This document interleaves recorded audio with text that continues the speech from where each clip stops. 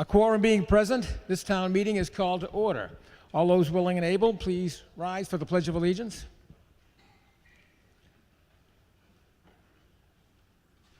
I pledge allegiance to the flag of the United States of America and to the republic for which it stands, one nation, under God, indivisible, with liberty and justice for all. Okay, I have just a quick announcement, mostly a budget explanation. As we stated on Thursday evening, we traditionally begin a session with the budget so that we can try to finish it in one night. Following action on the budget, we will return to the article we left off on last Monday, Article 14. From there, we will continue until we have acted on all articles. If we do not finish tonight, we will reconvene this Thursday, May 8th, at the Field House. This is not available on Thursday night. Here's how we will proceed with the budget. Slightly different process than with the other articles, but it's the same as we've done in the past. You'll notice that in your packet of motions, the budget is broken into several groups. The B line items, benefits, C line items, capital, and so forth, down to Z, which is PEG access and landfill enterprise. We start with a general presentation of the entire budget with Ms. Angstrom, Mr. Cornelis, Dr. Malachowski, who will actually do his portion when we get to the school piece. And then Mr. Cornelis will finish up with the report on the enterprise funds. Following that, each group of line items will be taken up separately. Discussion and amendments to a particular grouping are permitted at that time. So when we're in the B section, that's when you would make a motion to amend, and that's when we would have all discussion. Once discussion ends on a grouping, we vote only on the proposed amendments to that section. Then we move on to the next section without voting on the section as a whole. When we have finished all of the sections, if necessary, we will recess for a few minutes as the various boards reconcile any differences from the original budget, if any. When they are ready, a motion for the entire amount will be made and voted upon. We are now ready to begin. Ms. Murphy moves that we take Article 11 from the table. Is there a second? Second. All those in favor, please raise your hand. Those opposed?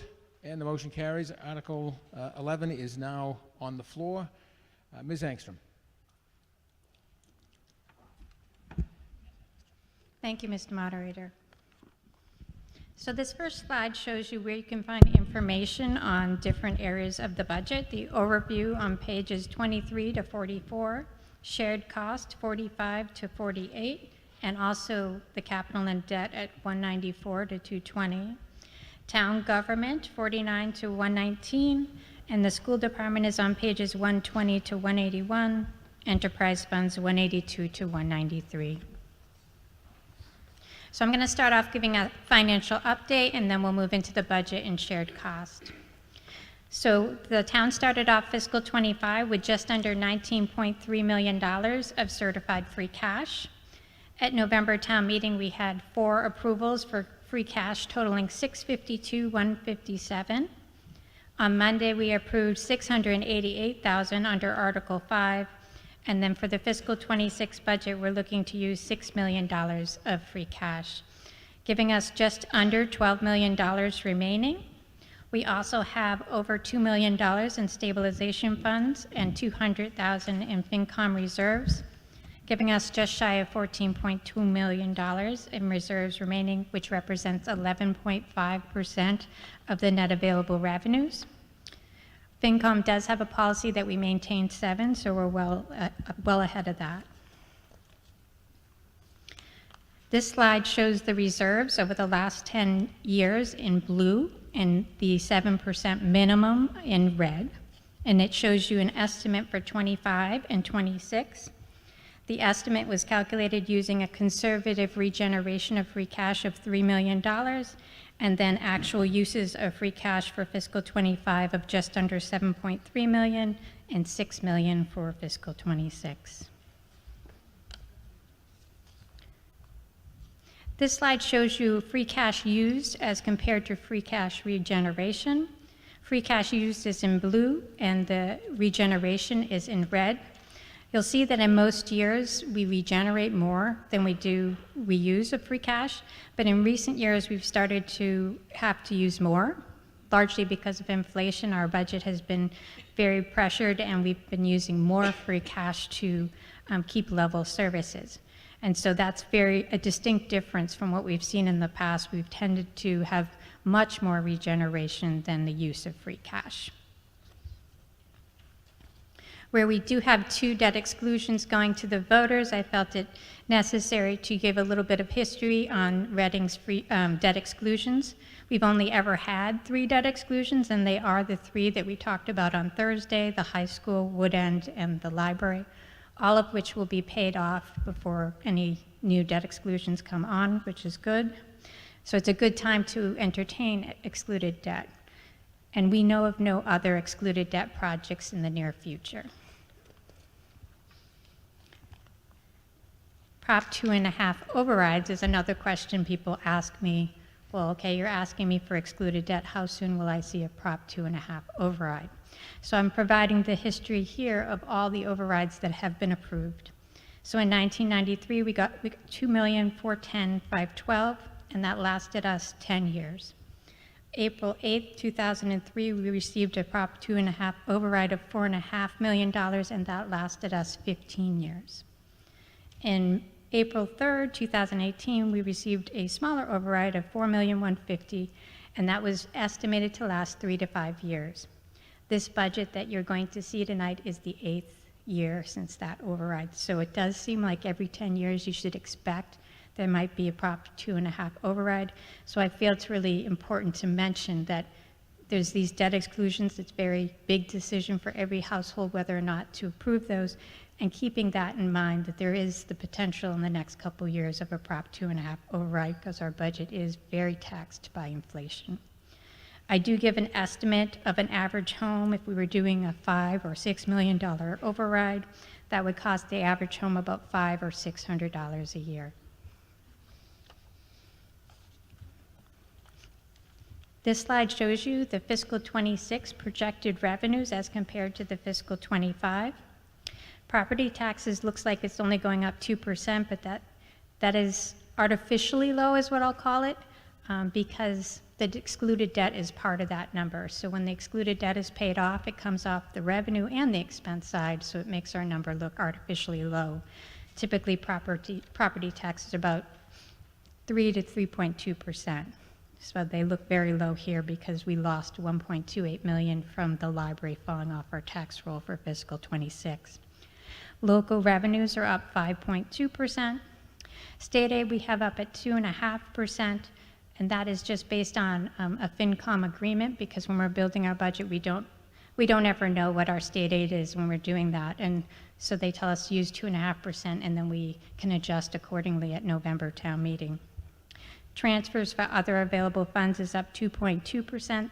That's largely just indirect costs from our enterprise funds and earnings distribution from the RMLD. You can see that our reserves are up 68.5%, which is a big number. It's a big number for us, and we do not take it lightly. We had a lot of surprises in the last couple of years in the accommodated cost arena. Our revenues are very, very, very restricted by Prop 2.5. And when your expenses are going up double-digit percentages, it's really, really difficult to keep a level service budget. So we've been staving off any override with adding more reserves from our free cash.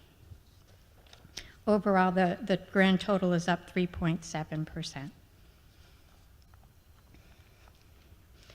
Shared cost. This slide shows you the expenses by category for fiscal 26 and fiscal 25, essentially our spending scorecard. Shared costs is up 3.8%, town government 2.8%, schools 3.9%, the general fund budget overall 3.5%. Water is up 11.7%. That's largely to do with the fact that we had to add $200,000 to that budget for the second water meters for the outside irrigation program that the select board approved. There will also be revenues that are generated from that as well, but that's what's driving that number up. Sewer is down 0.3%, and that is because the debt is going down by 24.1%. Stormwater is down 43.2%, and that is because there's a $450,000 reduction in capital in fiscal '26 in stormwater. The PEG access is pretty much a pass-through and it's going down.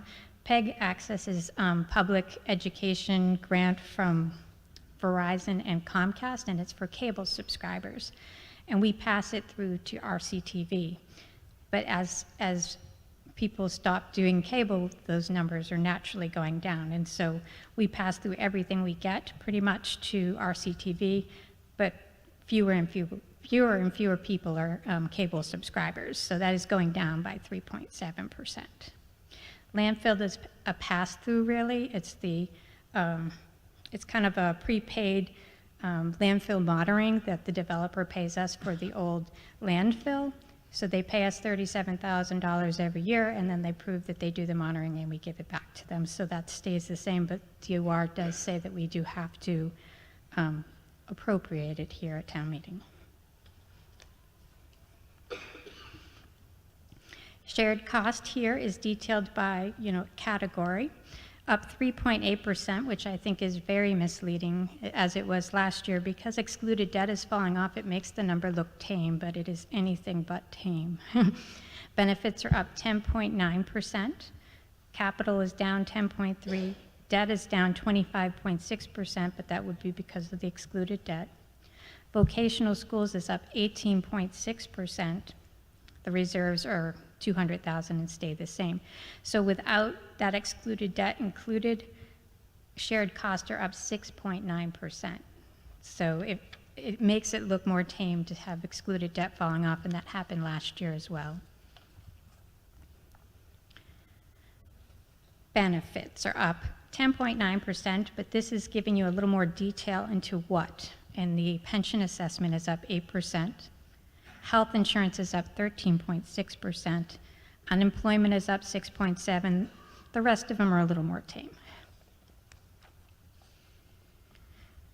Capital is $3,398,000. That's the proposed funding for fiscal ‑26, which is down 10.3% from the prior year. We're proposing to use that capital on a fire truck at $1.15 million. $848,000 for road repairs, skim coatings, seal crack, and sidewalk repairs. $275,000 for a sander truck, number 18, to be replaced. $100,000 for parking lot and fence improvements. $100,000 for rock wall repairs at Memorial Park. $100,000 to go towards the pickleball courts project, if it should be approved. $100,000 for the Salem Street crosswalk improvements. $160,000 for technology projects and the phone system at the school department.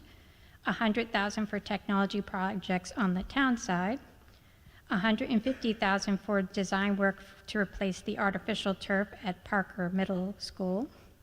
$100,000 for the permanent building committee, and so in there is $50,000 for the permanent building committee and $50,000 for Parker's auditorium lighting. $105,000 for arc flash study for the schools, $70,000 for an ALS defibrillator, $25,000 for an engineer plotter, and $15,000 for a water heater at Wood End School. This slide shows you the debt going down 25.5%, and $3,051,975 is the number within the levy, and you can see that there's no excluded debt planned for fiscal '26.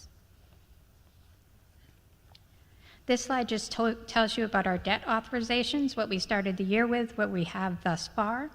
We started the year with about $5,920,000 of authorized but unissued debt. We did issue MWRA sewer debt phase 14 for $260,000, which is an interest-free loan, and then we received $780,000 in grant. We also authorized additional funding for the high school floor and bleachers at 1.3, leaving us at $6,180,000 in authorized but unissued debt. Vocational schools is up 18.6%. The biggest factor there, it's related to enrollment in some cases, but in this case, we have one school building a new school, and last year our capital charge for that new school was $160,000. This year it's $340,000. And the way it works is whatever the debt service is for the year they charge us our pro rata share based on how many students are attending that year, so it can be very up and down. And then our FinCom reserves are the $200,000 as they always have. And that's the end of the shared costs. Matt Cornelis is going to go through the town budget. Mr. Cornelis. Thank you, Sharon. Thank you, Mr. Moderator. Good evening, town meeting members. Like Sharon said, I'm going to go through the overview of the town government budget. First, I'd like to say that I think the department heads and the select board and the FinCom did a great job this year in terms of keeping costs as low as possible. We'll always have an eye on that every year, and that's one of our priorities. And I also wanted to mention FTEs, full-time equivalents. That could be found on page 50. That's at 251.5 FTEs, a slight increase, but not much from last year. So we're holding the line on employees. We can really get the job done with what we have. So that's just the general overview. You can see the town government is up 2.8%, which is less than it was up last year by percentage. I'm going to walk you through each town department now and just give you a couple of highlights regarding the budget, and then I'll be turning it over to Dr. Milichevsky to talk about the school department. The first department is administrative services. That's up 0.7%, a small percentage. If you remember from prior years, this is the department where we have the town clerk's office. And so elections, depending on the years, sometimes we have more elections, sometimes fewer, and this budget sort of vacillates as to how many elections we have. So next year, fewer elections, so you'll see that the department as a whole is down, and also expenses and wages are down. Next, we have the technology department. That's actually up 8.1%. On the wage side, there's really not much happening there. It's basically just steps and COLAs. On the expense side, there was some licensing needed for, if you remember years ago, and I think it came to town meeting, the town and school security software system. The licensing was good until the fall of 25, and now that licensing hits our budget and hits the technology budget. So that's the major increase there, although that licensing is well needed. Security is something we take very seriously, and it's been a big help. Next, we have public services. There's a 3.5% increase in public services. Some of the salaries here in the public services department were covered by some of the smaller ARPA grants that we got. This year, we're covering them in the budget themselves. Those positions are in recreation and in the senior center, well-needed positions, and so we found the money to cover those this year. Next, I'll talk about public safety, and as I think everybody knows, we divide public safety into 5 divisions: public health, fire EMS, police, coalition, and dispatch. Overall, public safety is increased 3.4%, but I'll go into each division and each cost center and let you know what the changes are. We'll start with public health. Public health wages are increased by 8%. Public health expenses are decreased by 0.9%. And the way the wages work, we have a public health nurse that was funded through the public health department and also the public services department. This year it's funded totally through the public health department, so public health is picking up that added wage, although functionally that person will still have duties at the senior center and here at town hall. It's just more for a budget issue. And also mosquito control is going up a little bit this year as well. Fire and EMS, on terms of fire, the wages 2.5%, the expenses 8.4%. The wages are union staff moving through the steps in the COLA according to the collective bargaining agreements. In terms of the expenses in this department, some professional services development increases we have this year to get some matching firefighter grants, so that's part of it, about $8,000. And also uniforms and clothing, and there's been an increase there. We can move on to the police. Wages are up 3.2%, and expenses are up 14.9%. Again, wages are pretty much what we expect through union contracts. In terms of the increases in the expenses, one is, again, software, which is a big item these days, and equipment for parking enforcement. That hits the budget this year, and there's an increase there. And it's for the parking enforcement officer. Part of it was for the kiosks that we had, but not all of it. She really needs this software to do her job on a daily basis and this equipment. So that's a very important need for the police department. Also, the cruiser line is up almost 4%. That's just the rising cost of cars and equipment and whatnot. And we have the coalition. They're pretty much same as last year. Some steps, non-union steps in COLA on the wage side. Expenses are flat.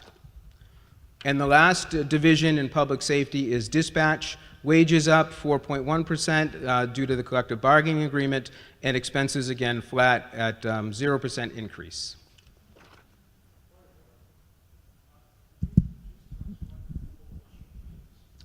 It's it used to be the Coalition for Prevention of, it's basically substance abuse and whatnot. It's run out of the police department, and so it's prevention of substance abuse. We call it the Coalition for short. I'll get you the full name, but that's what it essentially is. We are on to the finance department. There's a 3% increase in the finance department. So wages have gone up 5.5%, and then there's a big drop in expenses. The wages, we did do some, we actually put together a part-time treasury analyst position by eliminating some part-time positions in administrative services. So really it's budget neutral, if you see on that slide, but we did merge some positions together to give Sharon some more well-needed help.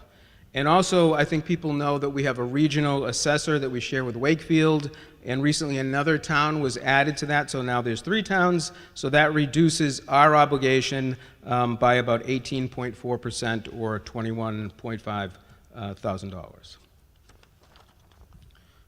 I'll move to Public Works.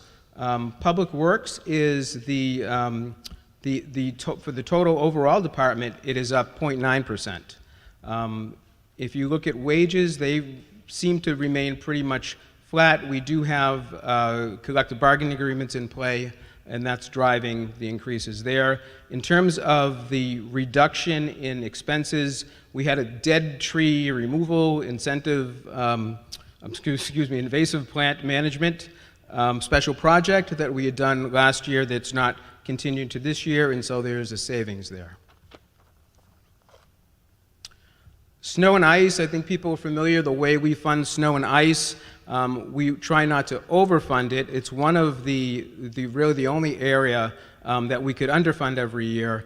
And so we've hit the sweet spot of about $675,000. That was the same last year. It's this year. And if you look at the historic trends, it's sort of right in the middle. And the key there is, once we overfund it, we have to take money away from somewhere else. And if we have a good winter, which we've had in 24, FY20, FY16, why then make those cuts and then have to regret that later where we have a good winter and this line item stays in good shape. So that's how we do snow and ice, and that's the way we've done it for years. Moving on, streetlights are the same, unchanged.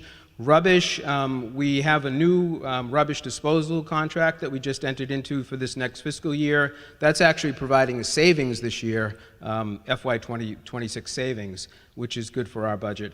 And then rubbish and recycling collection, that contract becomes due at the end of the FY 26 fiscal year. So we have another year, and it's a favorable contract. So all in all, that rubbish and recycling is only up 2.7%.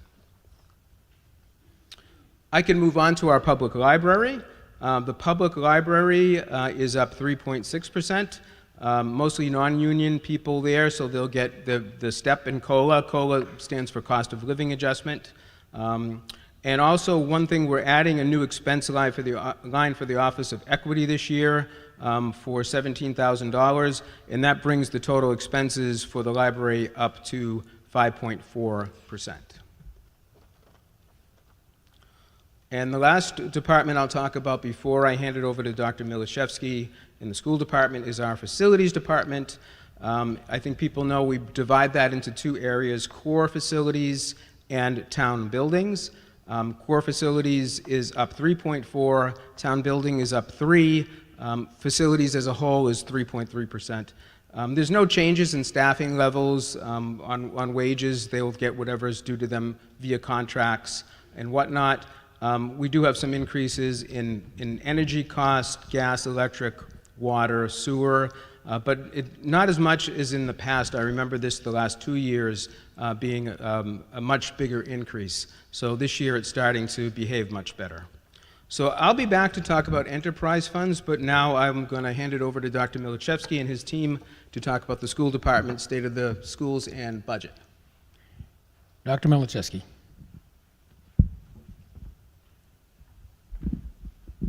Good evening, town meeting members. I will provide first a brief state of the schools update and then jump into our FY26 budget update. Next slide. We think it's important to share not only how your taxpayer dollars are being spent, but also for town meeting members and taxpayers to know the impact that that's having on students and on outcomes. So our hope tonight is that you see a little bit of what that's, how the taxpayer dollars are at play in our schools. I'm going to frame that through 10 things to know about RPS. There are many things to know about RPS, many things we could celebrate, but we're just going to pick some that we think would be of interest to the community tonight. As I dive in, I want to first acknowledge you'll see a lot of accomplishments and successes up here. I'd like to thank the hundreds of staff in our district who day in and day out make these types of accomplishments and successes possible. It's not me in the office downstairs, it's the staff out on a daily basis with our students. Also like to thank our families for your continued partnership and support of the schools. And last but not least, our amazing students. Congratulations on all you continue to accomplish in our schools. So jumping right in with our first one, school accountability, success, and progress. You'll see up here on the slide, Jackie, go next slide. Up here behind you, you'll see our school accountability percentiles. So across in gray, vertically, you'll see the names of our schools, and horizontally across the top, you'll see years starting in 2018 all the way across to 2024. School accountability percentiles are mostly made up of both achievement and then also growth, and is considered the most summative measure of how the schools are doing in relation to other schools across the state. Elementary schools are compared to elementary schools, middle against middle, and high school against high school. I'd like to first point out generally trends we're encouraged by is if you look kind of over the years, are schools trending in the right direction and getting higher and higher in terms of ranking across the state. There's a few of those trends that I would like to pull out really quick. First, if you look in 2024, we now have several schools who are above the 90th percentile, both Barrows in the 92nd percentile, Joshua Eaton in the 90th percentile, and schools that are creeping really close to hitting that 90th percentile, Birch Meadow at 88, Wood End at 89, Coolidge at 88, and RMHS at 85. If you look historically, our schools haven't always been kind of pushing that 90th percentile ranking. We want all of our schools to be up and above the 90th percentile across the state. Second thing I'd like to point out is you'll see RMHS in the bottom. RMHS starting in 2018 was in the 52nd percentile, and achievement and growth across the state is now this past year in the 85th percentile. We are really excited about what's happening at the high school for a lot of reasons, which I'll get into. And then also, I'd like to give an acknowledgement to Parker Middle School. You see on the left of your screen, Parker was one of 4 middle schools across the state this year to be ranked as a School 2024 School of Recognition for having some of the highest growth and achievement in 1 year across the state. So in general, we are really encouraged with where we're seeing our schools sit across schools across the state. Go next slide. A key part of that has been some of the growth that we've seen in literacy. If you look on the right of your screen, you'll see that is it's a line graph that shows sort of our percentile ranking in terms of advanced proficiency of our students. You'll see in 2018, our elementary students were around the 70s, low 70s in percentile in achievement. This past year, almost hitting 90th percentile in achievement across the state. A couple of key reasons to that. One, our students are growing at high levels. You see in the red with the books, our students were ranked in the fourth in the state out of over 300 schools for our 300 districts for growth on 2023 MCAS. Pairing that with what you see in the top left, something we're really encouraged by is our younger students. I think a lot of the investments are starting to pay off. We had our 3rd grade students soaring and scoring in the top 5% of the state in literacy outcomes. And you'll see just a quote in the bottom from DESE's Director of Literacy and Humanities, Catherine Tarker, who said, "Teachers should be provided with high-quality materials from which to teach, and Reading is an example of a community that has invested in that and should be really proud of that investment." I want to bring that to the community's attention because the community made the decision to invest ARPA funds in a new literacy curriculum resource years ago that we think is a key part of the story in leading to some of these outcomes. So a huge thank you to the ARPA committee and the community for your investment. We think that investment is really making an impact on students. Next slide. We're also seeing some really encouraging results in math as well. Starting in the far right of your screen, our grades 3 through 8 students score in the 88th percentile in statewide in math, which is an RPS record of the next generation MCAS era, which is since 2017. You'll see in the bottom that our third grade students hit the highest mark that a grade level's hit in Reading. Now we're in the 98th percentile of achievement across the state. We're also last year saw more students take and pass AP math exams as well. A key part of that, in addition to curriculum, has also been investment in what we call our math pathways. You see a quote from Erin Gaffin, town meeting member, school committee member, which shares her pride in the investments that we've made in enhancing our pathways, which means getting more of our students the opportunity to take higher level math classes as soon as they are ready. You can go next slide.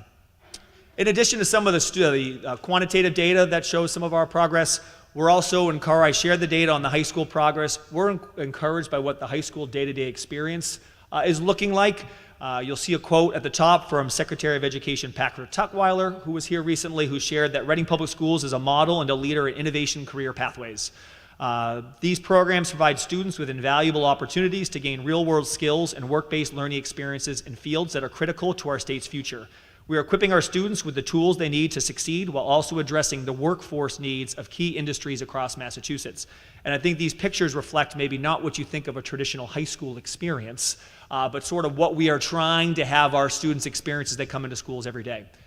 As a result of these shifts, we see more students taking dual enrollment classes, meaning getting college credits while they're on campus. We see more of our students taking classes that are impacted by feedback from community partners, by the industry, who are helping us design curriculum. And you're also seeing more of our students take classes in one of our 5 innovation pathways, meaning more computer science classes, more engineering, more clean energy, healthcare and social assistance, and digital media. Both those are areas of high interest and in high need in the workplace as well. Next slide. We continue to focus on improving our programs, and I say programs broadly. I'll start on the left side of your screen around special education. We recently had program reviews of almost all of our substantially separate special education programs, which came in to give us some advice and guidance, recommendations on how to improve our programs.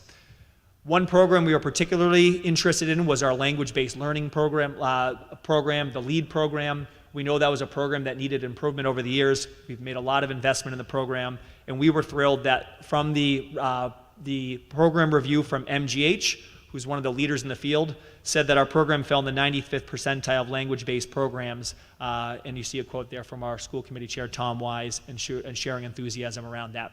Also on the right of the screen, you'll see a quote from the Metco CEO and president, Millie Arbaje Thomas, who shared Reading has quickly become a leader and model for Metco districts in expanding opportunities for students.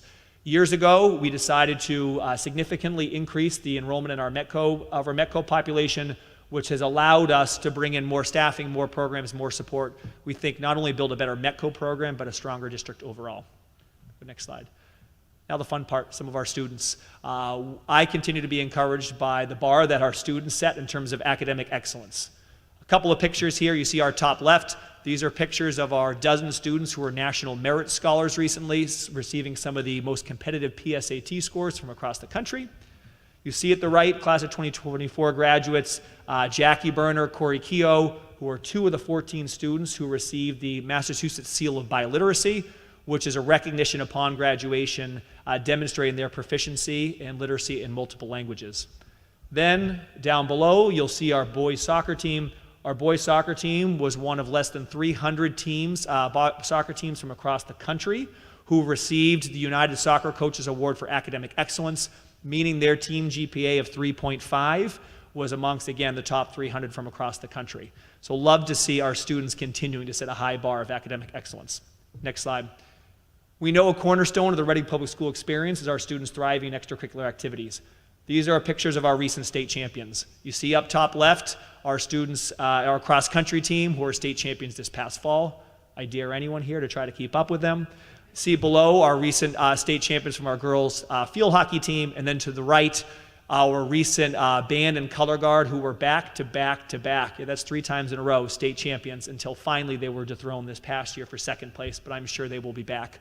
But again, a continued bar of excellence set by students in our extracurricular activities. Next slide, please. A couple of other students to highlight. This is Owen Healy and Om Patel, 2 students at Parker who are top achievers in the math team from across the state for their respective grade levels. It also gives me the chance to recognize Coach Jen Kane and the Coolidge team, who set a recent records in terms of math team achievement at across the district for Coolidge. You'll see in the bottom of the screen, that's our RMHS Drama Club. RMHS Drama Club, in addition to putting on wonderful performances, recently, for the first time in 2 decades, went back in and competed in the state competition, the METG One Act Festival, and in back-to-back years were state semifinalists. And then on the right, our Revive DECA program, which, as people in the community may know, is an opportunity to compete in many of the business sort of models and programs across the country in a simulation in real world, different types of competitions, simulations. We had 16 students who qualified for the statewide competition, and then 5 students who just got back from Florida to compete in internationals against over 20,000 students from across the world. Next slide. In addition to some of the student achievements, we have made a major focus on improving the quality of food. Our food looks very different than probably your traditional school lunch experience may have looked. A couple things to share that story. One, pre-pandemic, we served a little over 250,000 meals in FY19. This past year, we served close to 400,000. A key part of that has been our amazing food service team and their partnerships with a lot of local vendors. You'll see many of them listed here. Their commitment to scratch cooking and all sorts of taking student feedback to try to create new ideas for students. If you don't believe the data, you don't believe me, I love these 2 quotes from our students. They sound like our students. It's awesome. From Rory and Benjamin. Rory, I appreciate the effort you guys put into the school lunch and truly believe the food is amazing. Benjamin said, I want to applaud the cafeteria for making fantastic improvement in school lunch this year. I would argue a couple of benefits. One, student outcomes, yes. I think there is a tie between student outcomes and healthy, well-nourished kids. 2, most importantly, we want our kids healthy coming to school. 3, as a parent, I really want to send my kid to school and know they're eating well. And I think that the data here speaks for itself. Next slide. 2 slides left to celebrate. 1, we have students exploring all types of post-secondary opportunities. I'll outline a couple of paths quickly here. Joseph Vieira on the left, class of 2025, is going to be going to the Air Force Academy. Joseph is one of our students who is choosing a variety of military academies, but also a variety of post-secondary opportunities. 2, Tamia Jones represents what we see as growing partnerships with our historically black colleges and universities. Tamia will be going to Bowie State to study psychology, potentially in schools in her future. In the middle, you see Samantha Brabeck, class of 2022. Samantha, we think, was kind of the first push, and now a continued push for many of our students to go into gap year programs. Samantha completed a gap year program in Asia before enrolling in Vanderbilt University. Next up, Charlie Mace, class of 2024, represents some of our many students who are going directly into our armed forces. Charlie is now in the Marines. And then last but not least, Eli Shank on the right, you see with a Dartmouth sweatshirt, will be going to class of 2025, will be going to Dartmouth in the fall. You see our students continuing to get into the most selective colleges and universities the last couple of years, in addition to Dartmouth, Harvard, Princeton, Williams, Amherst, UVA, many of the other most competitive names that you'll hear, you see our students applying and getting into as well. My favorite slide and my favorite thing, I have to say the thing that I've loved most about Reading, I hope you know, we have the absolute best kids around. Kind, empathetic, caring, talented, hardworking students, and ones that are leaders in our community, and ones that make me every day feel really hopeful about the future of our society. On the right, you see some of our student leaders who have launched our composting program at Birch, which we now have the funding with the partnership with the town to be able to scale that up, hopefully very, very soon across all of our schools. And then, it's hard to pick a favorite, but I have to say the Unified Sports Program, Tara Herlihy has done an absolutely incredible job in building out a unified sports program that truly includes everyone in our community, from unified basketball to unified bocce to unified strength and conditioning. These invite students with, students without disabilities, anyone in our community to partner together. The impact of these programs on creating a more inclusive community is tremendous. I walk through the hallways every year. The school feels very different as a result of what's happened with unified sports, and I give every student who's participating a huge thank you and congratulations for what you've built. So tying that to our FY26 recommended budget, I think it's important for the town to know your dollars and your commitment are making a huge impact on students. I think that the Reading Public Schools have always been a point of pride in this community, and I feel that that should continue in terms of this is something, there's a lot of great things happening in our schools, and I thank you for everyone for your partnership in that work. So tying that to the budget, as we speak through the FY26 budget, I'm going to give a little bit of context on what's happening across the egg sector, talk a little bit about where we were the last few years with budget, talk about what we're adding in FY26, and then I'll turn it over to our Director of Finance, who's going to speak about our budget by cost centers, review the capital plan, and some other funding sources. So next slide. It's important to start by sharing some of the headlines that maybe aren't news or new to any of you. You see just a random array of clippings that show just what some of our peer districts are struggling with right now in terms of budget cuts and really difficult decisions in terms of staffing. I share this for a couple of reasons. I share this to say thank you for our town for your continued support and partnership and investment in schools. I share it to our school committee, who I think have been incredibly thoughtful over the years in making sure we are as thoughtful in the short term and planning for the long term as possible. And I also share it to kind of preview what I'm about to go into, is to share with the community we are doing everything we can to try to be as thoughtful to know what could be coming our way with difficult financial times. So if we go next slide, the budget strategies I'm going to speak about to prepare for or be proactive about navigating some difficult financial times, I think are the most basic financial strategy that any organization will be doing. Increasing revenues, decreasing expenditures, leveraging all funding sources. I think that's obvious. However, I don't think in any other budget presentation we've taken a couple of minutes just to go behind the curtain on a couple of things that we're doing to show you how we're trying to do these things, kind of what are some of our biggest strategies. So first, around increasing revenues. It is difficult to increase revenues in schools in a way that doesn't impact sort of residents. I would say two things that we are trying to do, two of our core strategies. One, school choice. You see this on the right. This is our school choice tuition. If you're not familiar with school choice, we started this model back in FY23. It allows us to have students from neighboring districts enroll in Reading Public Schools through a lottery. We pick how many seats, we pick where the seats are, we find the available seats, and we receive $5,000 per seat.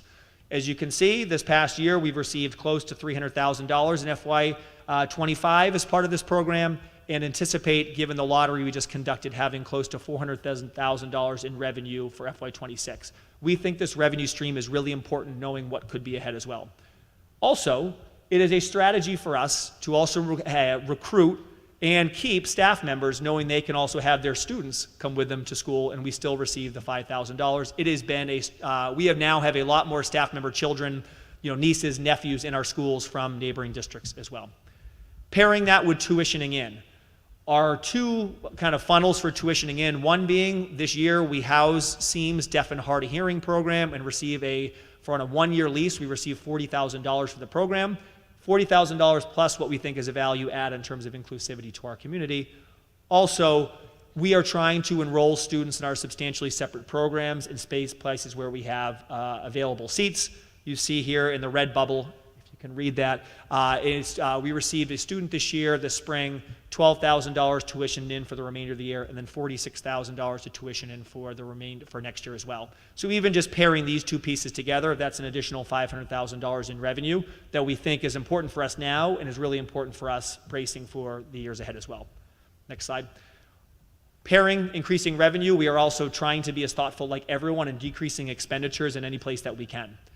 Starting with what is the best strategy in any district is decrease sort of the need for additional interventions and additional supports. We do that through investing in tier one, or to remove the jargon, things that everyone gets. Some of these include high quality curriculum. I've talked about investing in curriculum with good PD. If we're using really good curriculum and pair that with good quality PD for our teachers, we are more likely to meet the needs of kids. 2, adding additional counselors over the years.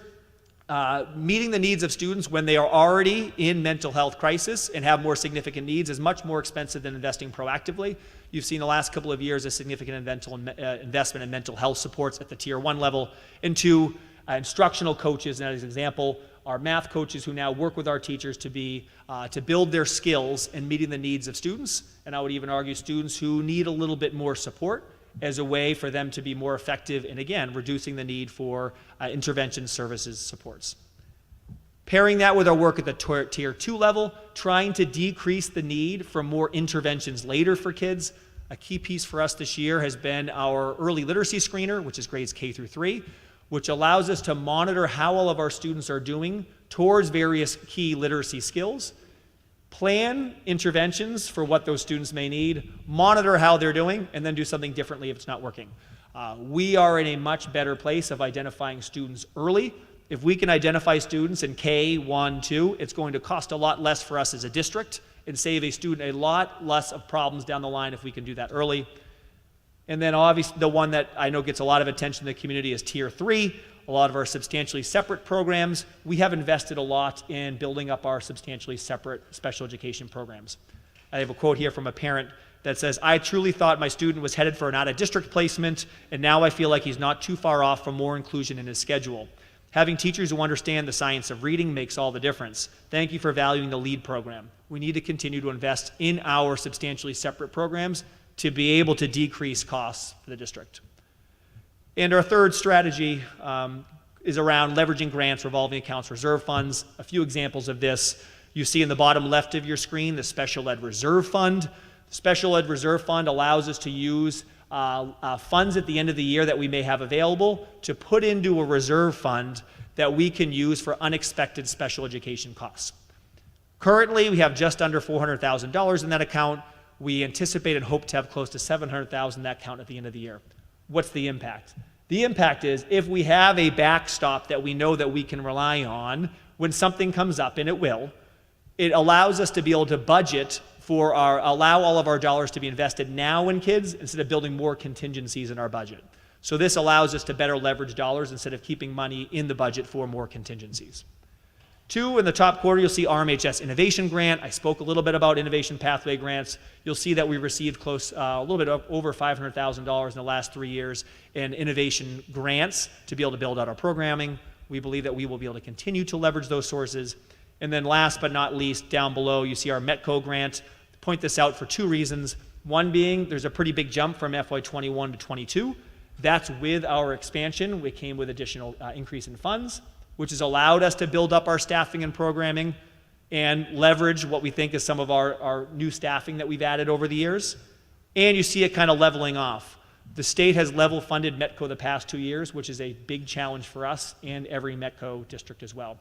We're continuing to advocate at the state level and hope to see that number increase over the years to come. Next slide. Again, wanted to give a little bit more context on just what are some of the things that we're doing in preparation and knowing what some of our neighboring communities have been dealing with and knowing what some of the fiscal challenges ahead for our own community. Over the past couple of years, we've invested significantly in special education. We believe that this is important, 1, to serve our students with disabilities and help ensure they can be successful in our schools. 2, to be able to invest to save. We feel like if we build up our LEAD program, if we provide more BCBA support, those are board certified behavior analysts, that will help us to keep kids in district and help kids to be more successful. Also, over the past couple of years, you've seen us invest a lot around academic achievement. I believe we all want a school district that achieves at a high level. And I think over the last couple of years, you've seen our investments, those that don't tie to special education, a lot up on the screen, tie to boosting outcomes for students, and you're starting to see those results pay off in academic achievement outcomes. And then third, our other bucket from recent investments, you see a pretty heavy investment for the last few years around social and emotional support. I remember over the last couple of years, a few of you have asked, do we anticipate we can pull these back once the pandemic ends? And I think you probably all know the answer on this is unfortunately, the social and emotional needs of our students only continue to increase. And we think it's really important that we are proactive in meeting those needs, and we provide essential services and supports in the day-to-day experience of our students, and you see that reflected in a lot of the positions that we've added over the last couple of years. So that story then brings us to FY26, which is the story of generally a level service budget with the exception of two pieces. First piece, tuition-free full-day kindergarten. This has been a priority for the community for a long time. This chart up here shows the story of the community back in, I'll pick 2021, 2022, which is the second one down. The tuition for our community was $4,450 per student. I know there was someone here who had twins, I think, that year, which we were then one of 24 communities that charged for kindergarten, and we were also the highest tuition. I thank our school committee for over the last couple of years helping to make a path for us to be able to arrive at free kindergarten. I thank the town for their partnership and support in making that a priority. And I also thank the advocacy of the community in making this a priority.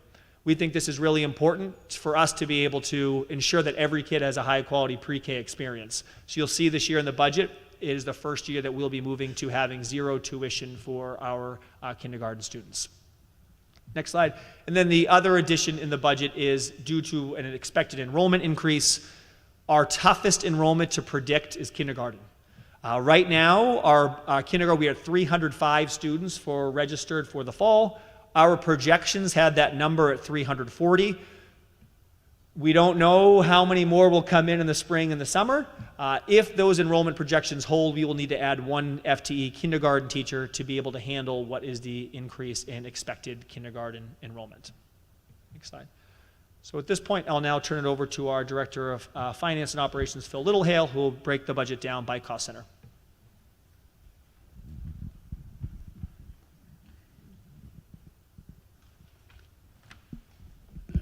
Good evening, everyone. This is my first town meeting, so please bear with me. And sign of my age, I never know which set of glasses I'm going to need. Also, my slides are certainly not going to look as nice as the superintendent's did, because these are just numbers. So one of the things that we did when I got here in October is I was looking over how the budget had been presented, and I changed a few things up for this year. So if you're trying to compare it to last year in terms of the format of some of the reports, there are some slight differences. For the past few years, we've been reporting our numbers under 5 cost centers, and I didn't realize that that was actually a school committee policy, so I blew it out to 8 because that was the way we had it set up in the accounting system. So that's why you see a few more cost centers than you have in the past. Also, one of the things that I noticed that had not been reported for the school department were basically staffing.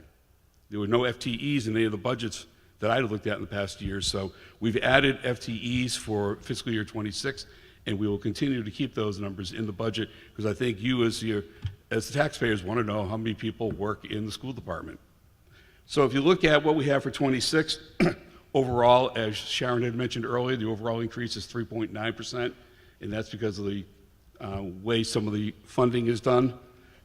If you look at some of the cost centers, regular day has an increase of only 1.6, but special ed is up 8.8, and you'll see why a little bit better in the next slide. We had some staff members that were in regular ed for this year's budget that really should have been special ed, so we had to move about 4 positions out of the regular ed budget over to the special ed budget, so that artificially deflated the regular ed line and increased the special ed line. And the other thing that looks a little odd here is school facilities are down 6.6%. Well, that's because we have some more offsets that we can use, such as the superintendent mentioned, the $40,000 rental that we're getting for the program. We're using that to offset some of our expenses for school facilities. Next slide. So this is something that we did put in the budget book. If you haven't had a chance to look at the full budget book, it is in there. This is a reconciliation of the FTEs. So if you look all the way down at the bottom, you'll see that the grand total of the FTEs for fiscal year 25, I'm going to switch glasses again, excuse me, was 657,000.3, and we're up to this year to 650, if I can read that correctly, 8.4. So there's, as the superintendent said, there is one add to staff to the entire budget for this year. But as we were going through the reconciliation on the staffing line, We noticed that in this year's budget, we actually missed a position when the budget was built. So we had to put that back in. That was a special ed position. And we had one FTE that was a 0.9 that went up to a 1.0. So if you look at where it says it looks like we're up 2.1, that's the reason why that differs from the one that the superintendent has. You'll also see that there's also some changing in funding. If you go down to the bottom under the IDEA grant, you'll see that we've had to move 9 paraprofessionals that were being funded out of the special ed grant from the federal government up to the operating budget because the money's just not there anymore. So that moves those 9 positions up into special ed. And we did a small transfer in terms of a 0.6 position that had been funded out of the operating budget, out of the general fund. It's now being funded out of the METCO budget. So that's the whole reconciliation. But at the end of the day, once you take those all out of the black box, it's an increase of 1 FTE over what is currently in the school department. Next slide. Excuse me. This one is just showing the same thing for the school department budgets by cost center, but by percentages relative to the overall budget. You'll see that over the years, things really haven't changed that much.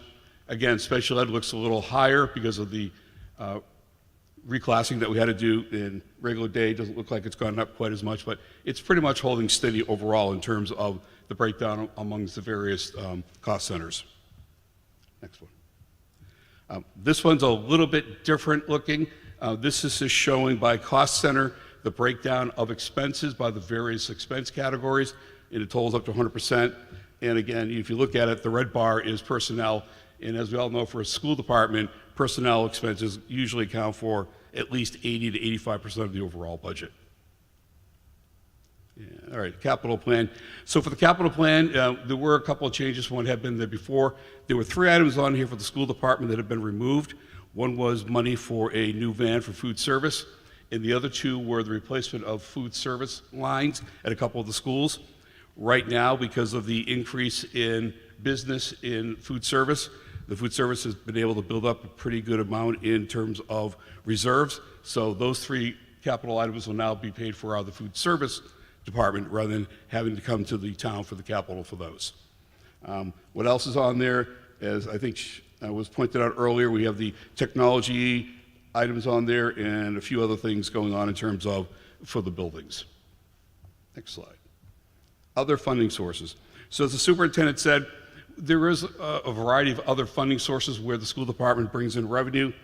And if you look at on the left-hand side, you'll see where they are. A couple of things to note is that we had down near the bottom special ed tuition. We had, last year we had a student who tuitioned in. This year we didn't have one until late this year, so this year's budget for 25 did not reflect any tuition coming in. We've also, what did I want to say on this one? Oh, the preschool program. You'll see that we are planning to use it more out of the preschool program in terms of using that money for offsets. The preschool program is doing very well. Should I talk about the change? And you know, we've had a waiting list, and so we made a slight change to the program that hopefully will be able to allow a few more students to enroll. So that revenue is coming in very well, so we're going to be able to use more of that revenue to offset some of our expenses. You'll see that on the kindergarten line, obviously, this is the last year that we're getting any revenue for the kindergarten line, but because of the way things have been managed, we have a little bit of money left in the kindergarten revolving account, be able to offset some expenses next year as well. But then after that point, that money will be gone. That's all we've got for that. And then the last one. Again, here's your special revenue funds. This shows the balance that we had at the beginning of fiscal year 24 and beginning of fiscal year 25. The only ones that I would, I've been focusing on, one is the extended day program. The extended day program last year did a very large expansion because there was a waiting list for kids to get into the programs. So the school department wanted to make sure that we could satisfy the needs for that program. So we did expand the program. Unfortunately, the expenses went up more than the revenue did. So we're working on that to get that back into line. And I can't, other than that, oh, and then again for the school lunch program, you could see that at the end of 24, the school lunch program actually had a balance of about 1.1 million, which is very good position to be in when you're running a food service program. And again, a good chunk of that is to the program that's out there now, the food that's being served. It's also because the state, pays for the remainder of the lunches the federal government doesn't pay for, so that also increases demand. So we've got some other ideas in terms of improving the program, making some other changes, and we'll keep that program going. And I think other than that, that is all I have. Thank you.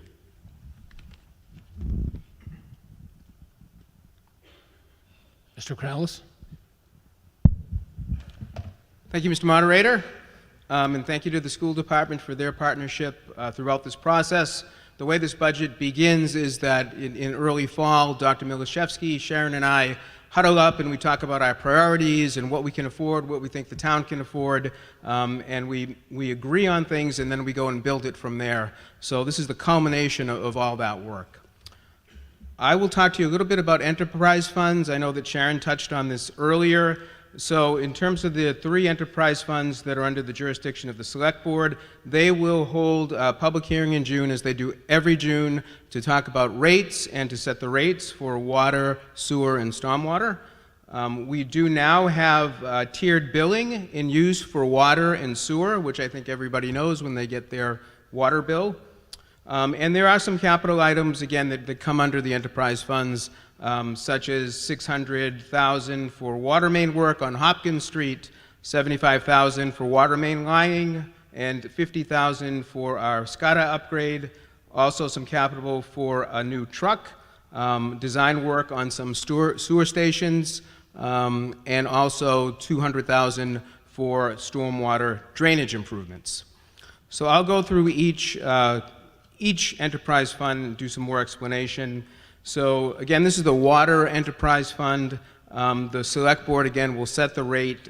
We've estimated that it would be anywhere from 0 to 4.2 based on their upcoming hearings. The bottom line is we predict that the net budget will be down 2.1% in water. That's with the use of some reserves. We have reserves in water as well. And that, again, is pending the hearing. There's some of the math there you can see, but we'll have more hard numbers once that hearing is held and the Select Board votes. That is also the case in the Sewer Enterprise Fund. We're estimating rates between 0 and 3%, and the net budget increase we're estimating about 1.1%, again with the use of some reserves, and again subject to the Select Board upcoming hearing. And in Reading, we also have a Stormwater Enterprise Fund, which is unique. They don't have this everywhere, but it's been pretty much set at $60 per residential single-family household. I believe it would be unchanged this year as well, just a flat assessment pending a Select Board hearing, and we see a net decrease there of 5.8%, and also with the use of some reserves. Touched on this a little bit earlier. This is a relatively new enterprise fund that's been in the budget maybe the last 3 cycles. This is PEG Access Enterprise Fund. It's essentially a pass-through. Money comes from the cable companies, namely Verizon and Comcast. We negotiate those licenses for long periods of time, 10 years or 5 years, and they agree to provide money to our local TV station through those licenses. This year, we're estimating that will be $520,000. That money comes through the town, but then is turned over to RCTV. And the last enterprise fund is the Landfill Enterprise Fund. I think people are familiar with this. Before my time in Reading, where the Home Depot area is now Walker's Brook, there used to be a landfill, and that was then capped and developed into what you see now. And the developer at the time agreed to provide monitoring for that landfill because we want to make sure no hazardous materials were there. And that continues today. So it's essentially an escrow account. Each January, the developer provides us with $37,000 in a, it's not even a bond, it's actually a cash deposit. And the town will reimburse that to the developer when there's proof that the monitoring has been provided. We appropriate this every year based on DOR guidance, Department of Revenue guidance, and I believe this agreement expires in 2034, and that'll be the last year you see it. So that concludes the presentations by the town and the school, and so we can move on to reports. FinCom report, Mr. Carnahan.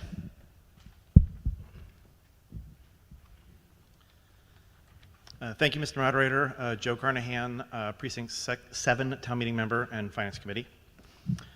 So, let's see, I think I'm not going to read the first half of this because these are all things that the Finance Committee talked about, but they're also things that were covered today. You know, we looked at the some of the numbers that appeared deceiving at first. Why does it look like accommodated costs are not going up that much? Well, it's because of the excluded debt for the library going away. In fact, accommodated costs are going up quite a bit once you take that out. The variability in technology expenses. We asked about if there's some way to smooth that out, but renewing licenses every year is more expensive. Longer term licenses are cost less, and so it's worth putting up with the variability. Let's see, we likewise asked about some of the changes in the school budget that actually ended up just being things moving around. There are no significant additions other than possibly one kindergarten teacher at Barrows, and I still need to ask Tom where the heck you're going to put them. But that's not a budget question. Obviously, I think we're pretty much universally excited about achieving free full-day kindergarten. That's a fantastic milestone that we've been working towards for years. Let's see, one other thing, we did ask about federal grants. I noticed that the special education paras being moved into the operating budget from the IDEA grant. I think we understand that predicting federal grants are a little harder to project now than they used to be. So let's see. I do want to comment on the Finance Committee budget summary in the warrant report, which I wrote. I'll be honest, I never read those closely until I had to write one myself. Sorry, Ed. And I didn't expect very many of you to read it either. But I did want to use the report as an opportunity to address some common misconceptions about how municipal finance works in Massachusetts.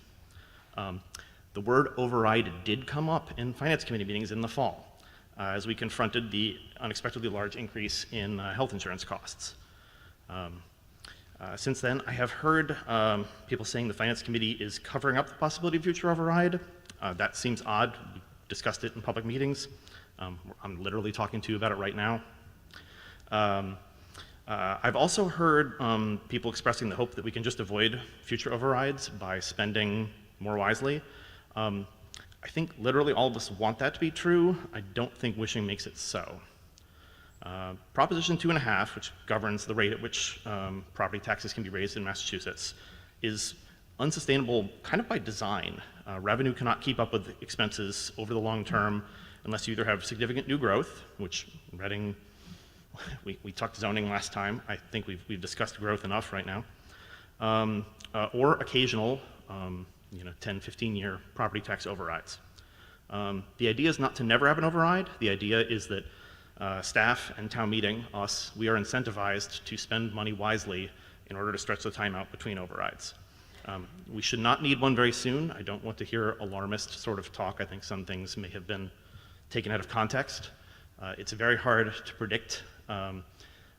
Sharon famously uses conservative estimates for everything, including free cash regeneration. I think it's a 3 million regeneration projection. Our average over the last 10 years has been 5. Obviously, if you are making $5 million a year versus $3 million a year, you run out of money much later. But yes, but we should also not be scandalized when eventually we do. That's actually the way the system is supposed to work. Really, we just should spend money wisely in the meantime. And after reviewing this proposed budget with town and school staff and with the rest of the Finance Committee at our meetings on February 26th, March 12th, and March 19th, I believe this proposed fiscal year 26 budget does indeed spend our money wisely. And at our meeting on March 19th, 2025, the Finance Committee voted 8-0 to recommend each line from this budget to town meeting. Thank you. Okay, thank you. Now we are ready for open discussion on the first section, which is the line item B99 benefits. Is there discussion? Oh, yes, right here. Mr. Grant.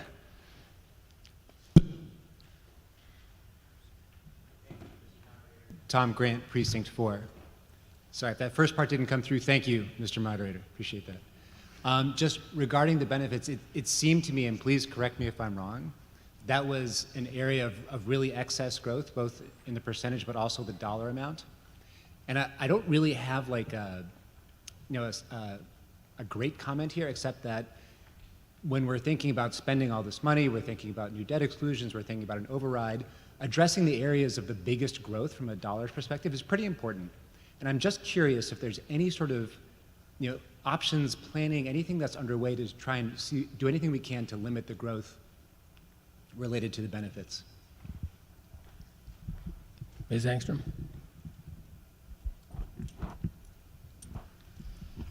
That's a good question. We do meet annually with our Public Employee Commission and try and work on ways to keep our health insurance costs down. Traditionally, our health insurance has been very well behaved. This is the first double digit we've ever seen in the time I've been here anyway. So we do look at different ways that we can keep that number down. Back when we had the prior town manager, he had come up with the solution of trying to keep the demographic at a younger age that is in our Blue Cross Blue Shield and get everybody on Medicare. And he had successfully done that and saved us quite a bit of money. And we actually saw a reduction in health insurance that next year. So we do look at all the triggers that we could possibly pull to try and keep our health insurance in line. But we traditionally tend to fall on the low end of most communities. Our experience is usually quite good. This is an outlier for sure. Thank you. Ms. Downing? Hi, Mary Ann Downing, Precinct 4. Sharon, don't get comfortable. Can somebody put up, I don't know if you have a slide or you can show what is in the town meeting warrant at page 40, the financial forecast with the free cash usage going out to fiscal year 29?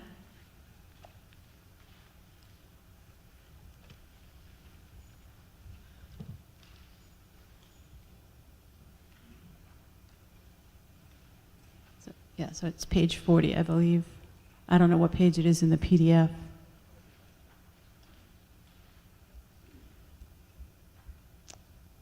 It says financial forecast budget summary. It's further back. Yeah, that's the, Okay, yeah, it's around there. I think you just got to go to the start. right there. Okay, so zoom in on that free cash at FY29 in the corner, the end. So I just have a question because you were very helpful in saying, a $5 million override is $500,000 on an average house and a $6 million is $600. When I see in the last column for FY29 that, you're projecting $9.62 million in free cash usage, is it fair to say that's a shortfall that we're going to have to meet by then unless regeneration covers it? Can you explain that? Because when I look at that, I'm saying, does that mean by FY29 we could be needing, a $10 million override? So just explain that, please. So that is a good question.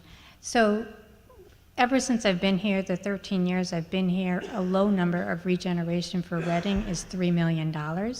And our experience has been the larger the override, the more difficult it is to get it passed. So even at that, if we were to say $3 million is free cash use in that year in fiscal 29, we'd be somewhere in that 6 million or 6.5 million. I would guess the override would probably come maybe a little bit sooner, maybe in fiscal 28.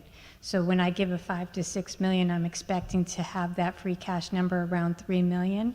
And my thought about that is that pension is supposed to be fully funded in fiscal 2031. And if that stays true, we will have some money coming back into our budget that we could redirect towards OPEB, but also towards our operating budget in general. So I figured starting at a number of $3 million of regeneration, if we were to do it in 2029, would not be unattainable because our 10-year average is $5.8 million of regeneration each year.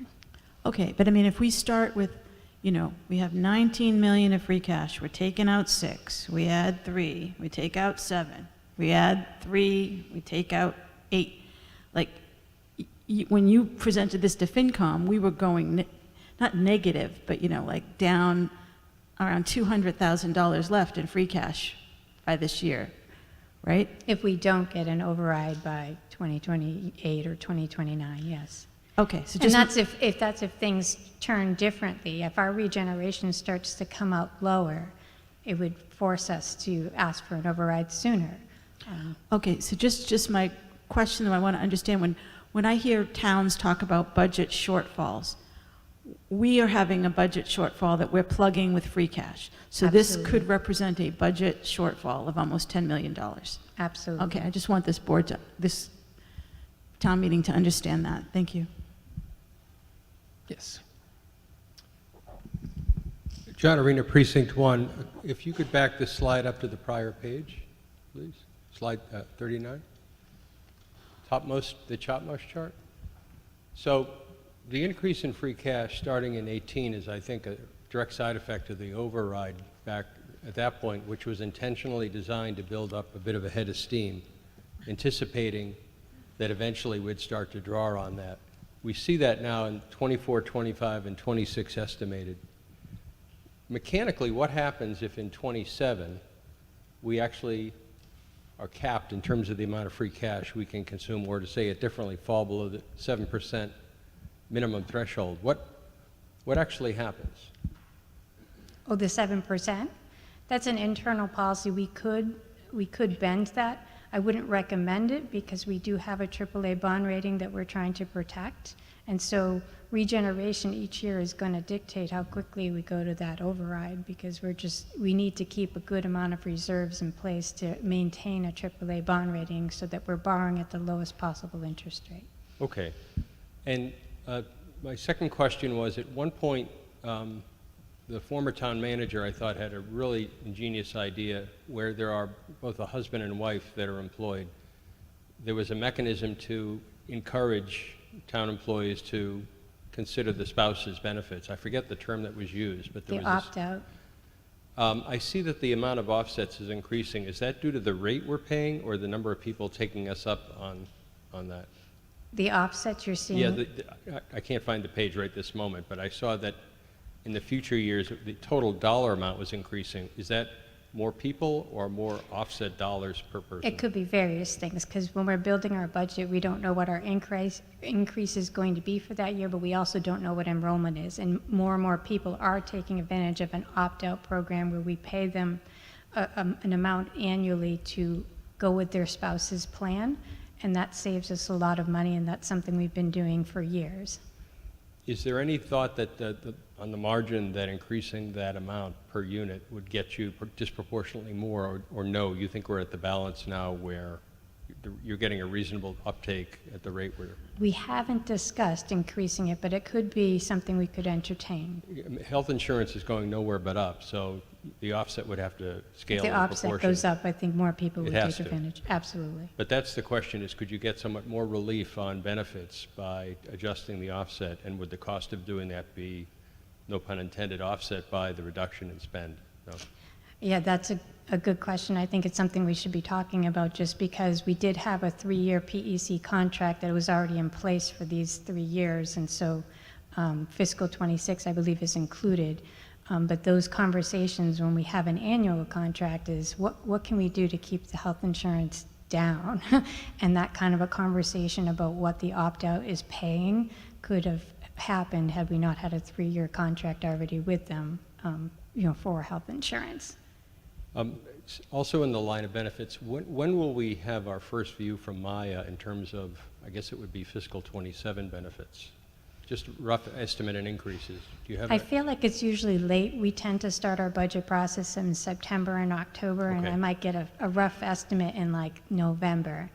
And to be honest, this was all a very big surprise even to me, because when we got that estimate in November from Maya, they said, budget between 7 to 10%, and you guys tend to be on the low end. So to get a 13.6 when it actually came out as a rate was a shock to us, because we budgeted 8.5. Very good, thank you. Mr. Grant. Thank you, Mr. Moderator. Tom Grant, Precinct 4. I think we're on line B99, but we're talking about free cash. Should we just keep talking about free cash? Well, free cash is under the B. That's the only place that appears, correct?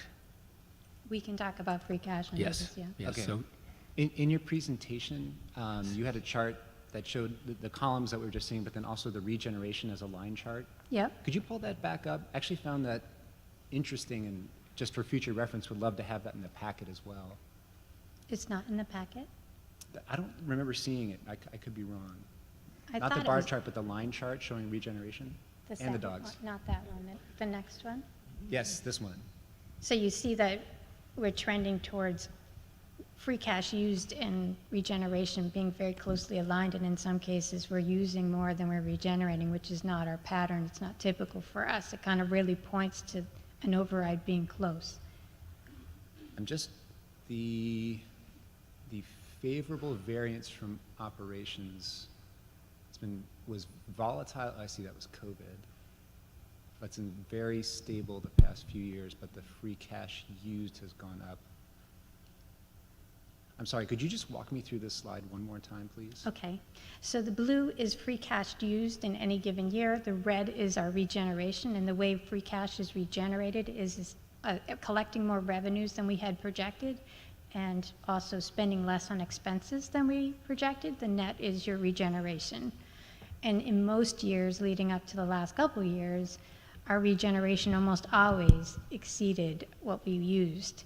But the last couple years, because the budget is very taxed by inflation, you know, our revenues are very constrained by Prop 2.5, and if the economy is really tight, people aren't spending, and so we're not getting as much in local receipts as well. So when you're talking about motor vehicle excise and meals tax, if people have less disposable income, they're spending less. So we have to be very conservative about our projections in this kind of environment.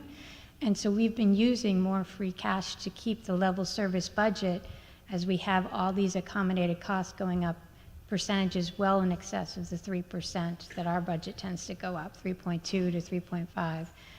We're seeing, you know, as I said, the accommodated cost this year is 6.9 if the debt exclusion was removed from that calculation, which that area is things that we have some control over the cost, but not a lot. You know, there's things that we just don't have control. We don't have control over gas prices. You know, there's just some things that are part of our budget that are going to be a little out of our control, and we put them in as accommodated costs because they have to be paid. You know, we have to have our debt paid. We have to have some sort of a capital plan and adhere to some policies that FinCom has in place for us. And so those accommodated costs become a real driver towards needing more free cash, because we take those right off the top. We project our revenues, and then we figure out what our increases are to our accommodated cost. And there's all the different categories. There's out-of-district special ed, and there's veterans, and there's insurance, property and casualty insurance, as well as benefits. And those areas have not been kind the last 2 years, and they were very well behaved in prior years. Thank you very much. That was a very thorough answer. I'm still on the chart, I'm sorry. So the 2018 was the override, so that's when the blue line drops and the red line starts to go up, is that right? So the favorable variance is way up in 2019 after the override, and we start to see some, I think in 2020 we had, That's just COVID, I think this is.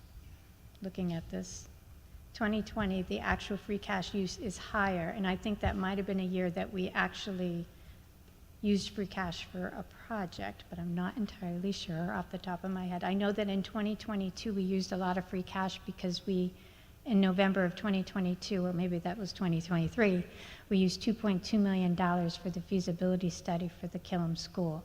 So there are times where we take I think there was, maybe it was there was a year that we used $900,000 for the trash bins that we're using now.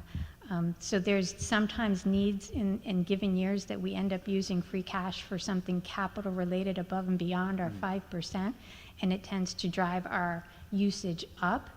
But in most years, this was never the case. I mean, it's becoming a trend because I think we are that close to needing an override. Yep. So just two more items. So one was just maybe,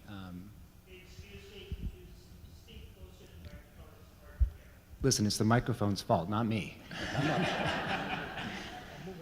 Just, it's like a stretch though. It's okay. Just maybe echoing Ms. Downing's point.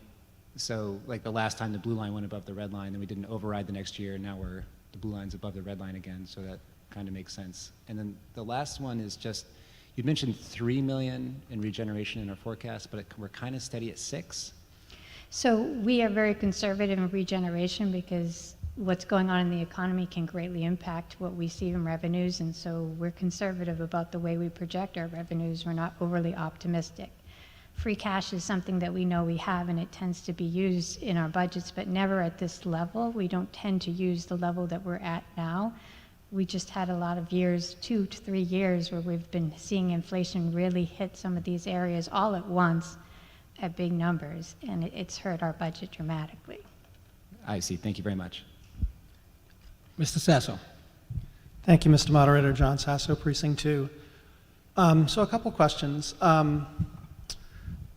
So I guess I'll stick with the free cash to start with. So I guess philosophically, when we passed the override in 2018, the excess, if you will, that was generated through that override that wasn't immediately applied to the budget was basically parked into free cash. Absolutely. And so I think the town, to the point, said, okay, well, this is where we can kind of draw down that money over time. Yes. I mean, I think philosophically, my perspective has always been free cash is kind of that rainy day fund, not the let's plug a hole in the budget. And so I think we've gotten ourselves into a situation where, you know, to your point, we are now using $6 billion this year, 7 the next, 8 the next, and to Mary Ann's point, where does that come off? I am curious if you have done, because I know the charts you're showing here, at least back to 2024 and up to next year, if you've actually done that additional play out of where that puts us, because you want to maintain that, I think it's 7% minimum. You know, when we come back here in November, you're going to ask for more money out of free cash for something or else. I know that's going to happen. Have you kind of played that out to see where, in fact, we cut below that line at this point? We absolutely use the spreadsheets that I use to put these calculations, definitely to use with FinCom going out several years past what I'm showing here, just to see, plugging in different regenerations, when will we fall below the 7%? We do that as an exercise with FinCom every year. And it just definitely is going to depend on what regeneration continues to be, honestly. And if we start to see regeneration come down, it's going to impact us to need an override sooner. But we're trying to put one off because the timing of this inflation did not really coincide well with needing all these projects. We're trying to put it off as long as we can by using free cash. I mean, because to me, it seems like when inflation hits your budget this hard, it's raining. Yeah, no, and I agree. I got an 11% increase in my health insurance this year, so I get it. Okay, so let me just ask another question, if I can, more on the revenue side, if I may, Mr. Moderator. There's a state aid line item in there. I think it's $16.5 million. You're projecting a 2.5% increase over last year. Has that number been finalized, or that's still an open question at this point? Yeah, so when I presented it, I told you that FinCom and we have an agreement to use 2.5%, because when we're building our budget, the state aid is very much unknown. And then that is an area that we would adjust in November if we needed to. In most cases, even if it does come in a little lower, as we get more clarity about how our revenues are looking, we tend to use different things and not necessarily free cash if we can to close that shortfall if there is one. But 2.5% is that set number that we have with FinCom that we build our budget off of, and then we adjust accordingly. Okay, all right, great. We're going to go through H99. I'll ask my rubbish questions then. Is that okay, Mr. Moderator? Excuse me, what were you asking? What about H99? So you're going to do H99. That's a budget line item. That's where the rubbish is under. I just want to. I'll ask my question. Oh, there. yes, I I guess, yes, when we get to that point, yes. Okay. And then the only other question I had, and I didn't see it anywhere, and if I missed it, I apologize. Last year, we passed the Green Communities thing. We did the was that supposed to be $140,000 establishment grant? Is that somewhere in this budget? Did it get hit yet? It's more than that, Karen? We haven't received that yet, but if we receive grants, they tend to be outside of the operating budget. They sit in their own fund unless they're coming in as support to the general fund. So you wouldn't necessarily see a grant in the operating budget unless it's supporting something like salaries within the budget that we maintain in the general fund. Okay. All right, thank you. Okay, do you have a question? Ms. Herrick? Yes, yes.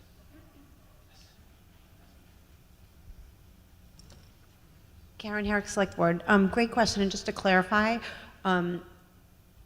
we are about to be a green community, and we might get our first grant this fall. Fingers crossed. Okay. Any further discussion on the Section B, the benefits? None appearing. We will move on to the C99, capital. Is there discussion? None appear. Oh, yes.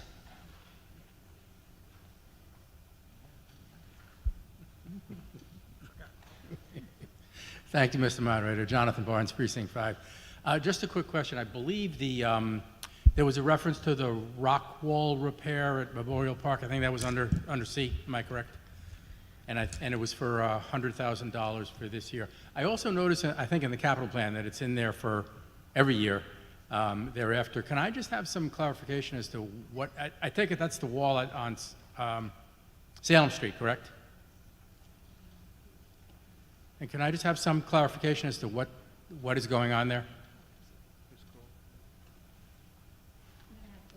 Mr. We'll Canales? defer to the DPW director on that question. Oh, okay.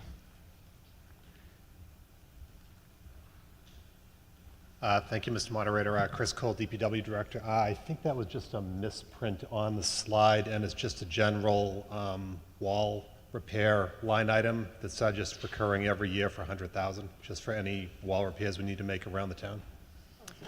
No. Yeah. Okay, so no substantive changes then to that wall, correct? Great, thank you. Okay, further discussion on that section? Mr. Pacino? You want to go over on this side first? Oh, okay. Ms. She Doctor. beat me over this side. Thank you. Nancy Doctor, Precinct 1. On this section, I just wanted clarification what the ARC flash hazard study is. I didn't know what that was. If someone could just describe it. Thank you. Mr. Huggins?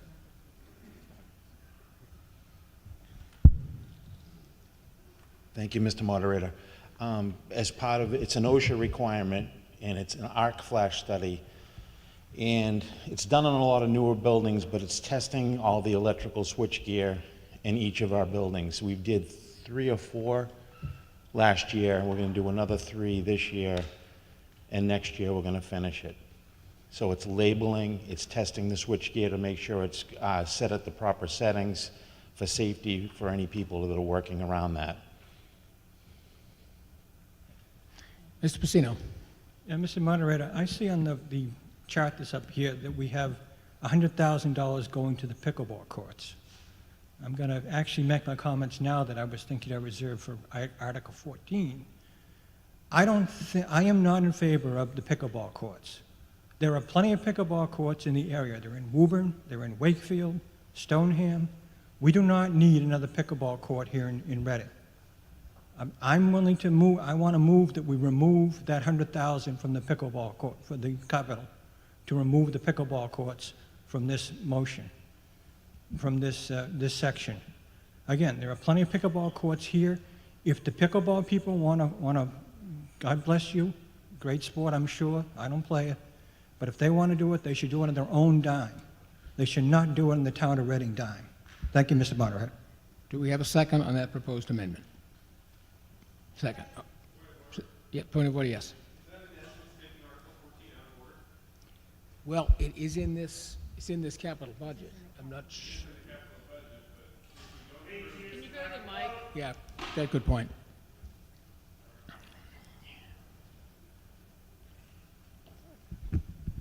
Well, I agree, it is in the budget, 100%. If we don't approve Article 14 by nature, we're not going to spend this $100,000 anyway. And if we go into this, we're going to be in Article 14 debate for the next 2 hours. So I would propose, sir, that we table this until we get to Article 14. Because in essence, Article 14 would do what he's asking if we voted no on Article 14 anyway.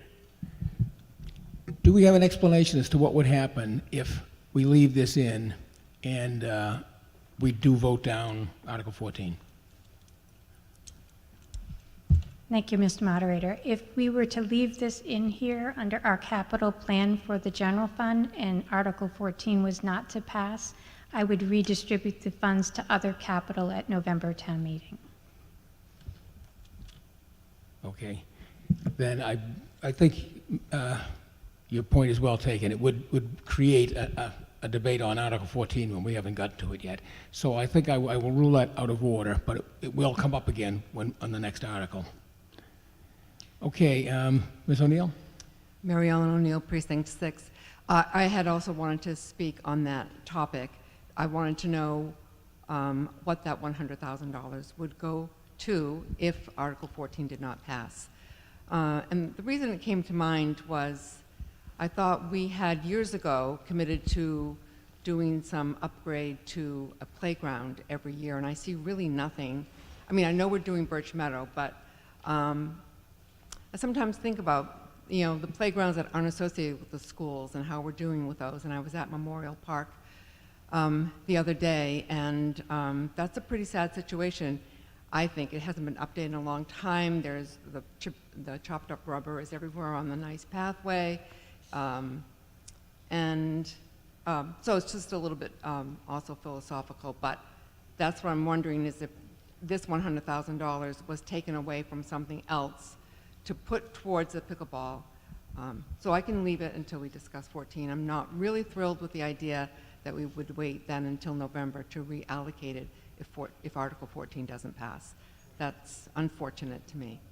So I would say one thing about what you asked is that 100,000 is put into parks and court improvements, and this would have been for that, either parks or court improvements, and that's where we could put it back if pickleball is to fail. Ms. Binder? Angela Binder, Precinct 5. I was just going to say the same thing. I think the money came from the Recreation Department. They've allocated their $100,000 for their $100,000. For parks and court improvements, yes. Yes. That's where it is, yeah. And so I would want to see that $100,000 be used to, if Article 14 doesn't pass, I would like to see that $100,000 go back to the parks and playgrounds and existing courts that we have. Understood. Thank you. Mr. Herrick? Steve Herrick, Precinct 8. Thank you, Mr. Moderator. I have one question about the line that says Permanent Building Committee. I recall it was said that was $100,000 was $50K for Permanent Building Committee and $50K for the Parker Auditorium lighting. I guess my question is, why are we just voted the other night to spend over $100 million on capital projects. I would think, and by the way, I think the Permanent Building Committee is doing a fantastic job, but I'm trying to figure out what are we spending an additional $50K for here? I would think that any consultants or outside work that would need to be done by the Permanent Building Committee would be covered by those projects that we've already funded. So is there something else, or is this just a contingency fund, or what are we looking at here? It's kind of a fund for them to draw on if something emergency came up with one of the buildings, say a crack was to appear in the foundation, something where we'd need consultants to come in and take a look. They have some funding to draw on to look at these buildings or whatever building is identified with the issue.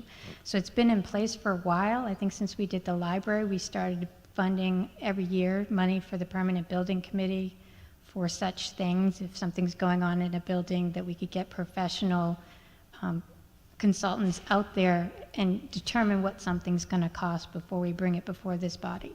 Okay, so hopefully this becomes budget regeneration? Usually, yes. Good. Yes. Brendan Gray, Precinct 5. Thank you, Mr. Moderator. If you have $100,000 here for the pickleball courts, my question is, you have the money that's going to be on Article 14 in the pickleball courts.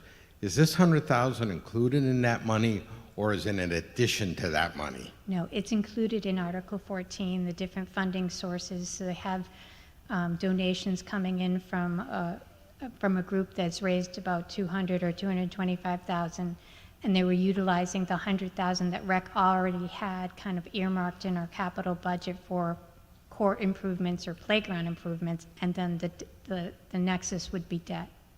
Okay, so Article 14 includes this $100,000. It's Yes, not it does. an additional. Okay, thank you. Yes. Never mind, he Ms. asked my Alvarado. question. Oh, okay. Further discussion on this section? Not appearing.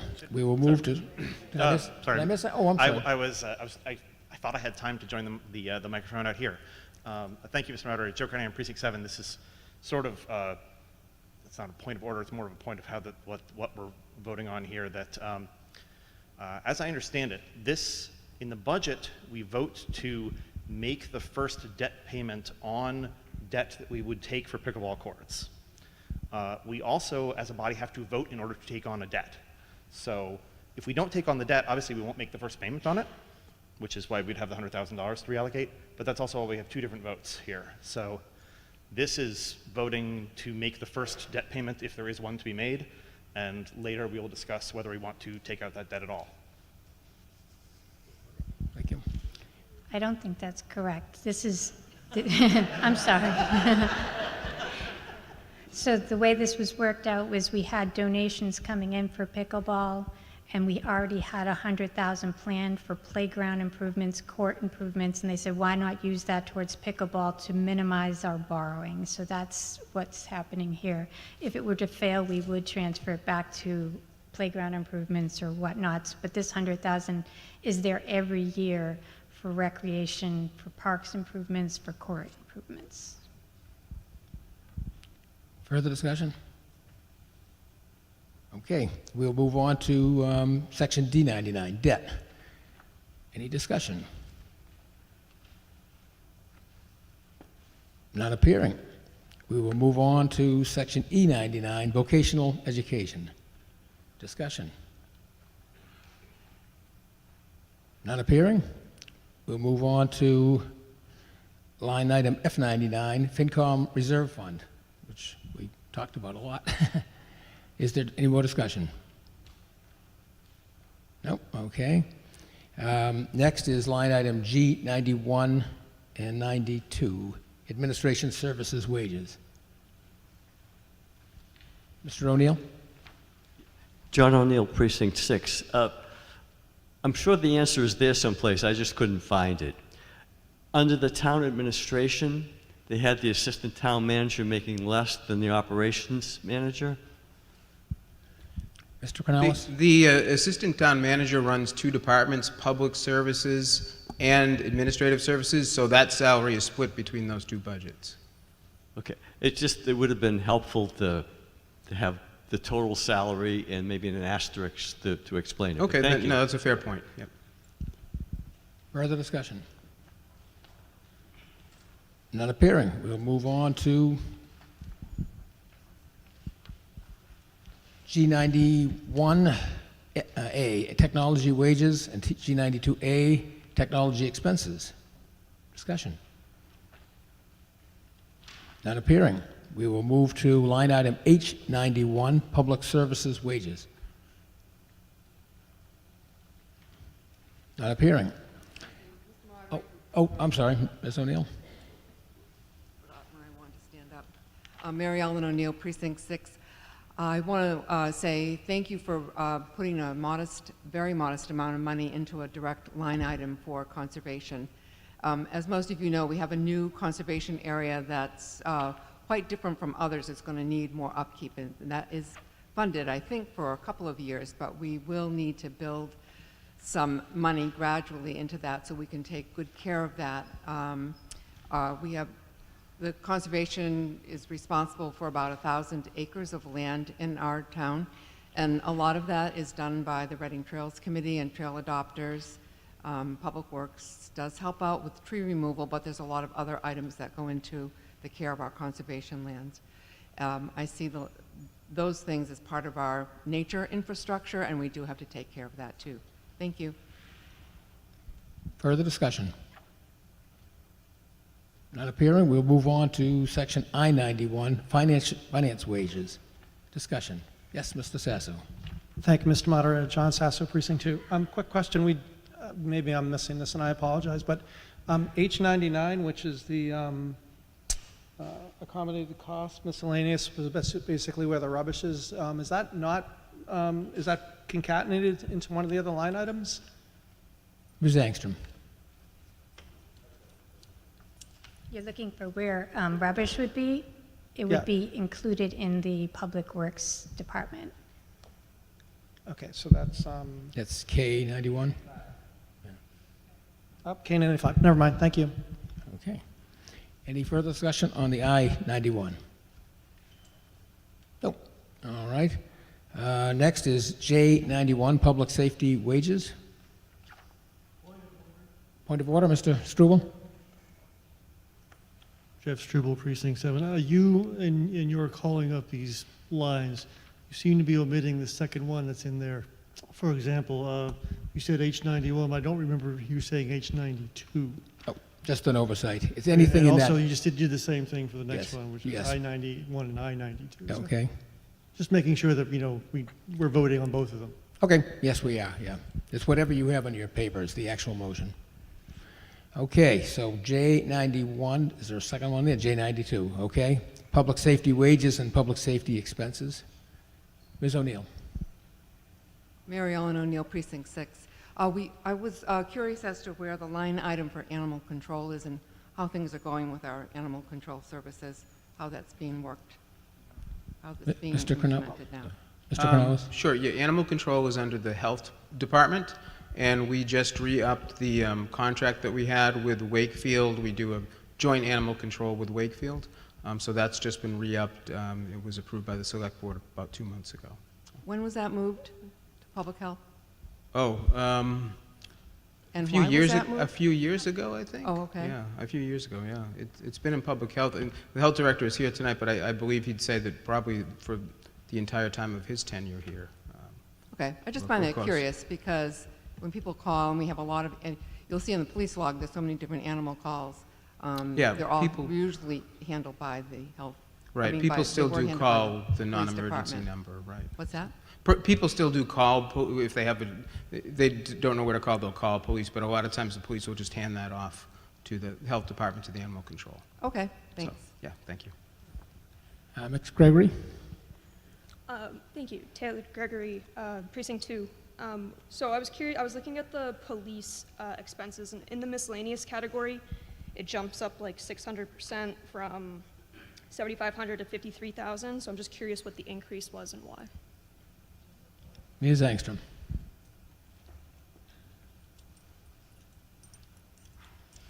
I believe it's related to the parking kiosk and the equipment for the parking enforcement officer. I believe that's the increase you're referring to. Okay. Curious if why, my understanding is the select board paused the using of these kiosks. So what is the reasoning for keeping up with the programming if we're not even using the kiosks?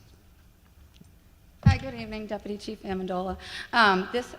There were two different things, the kiosks themselves, and then the police department also needed to modernize our parking technology. So we're still using all the tablets and parking technology from IPS, and so all the original money that we had, the $110,000, has now been used up.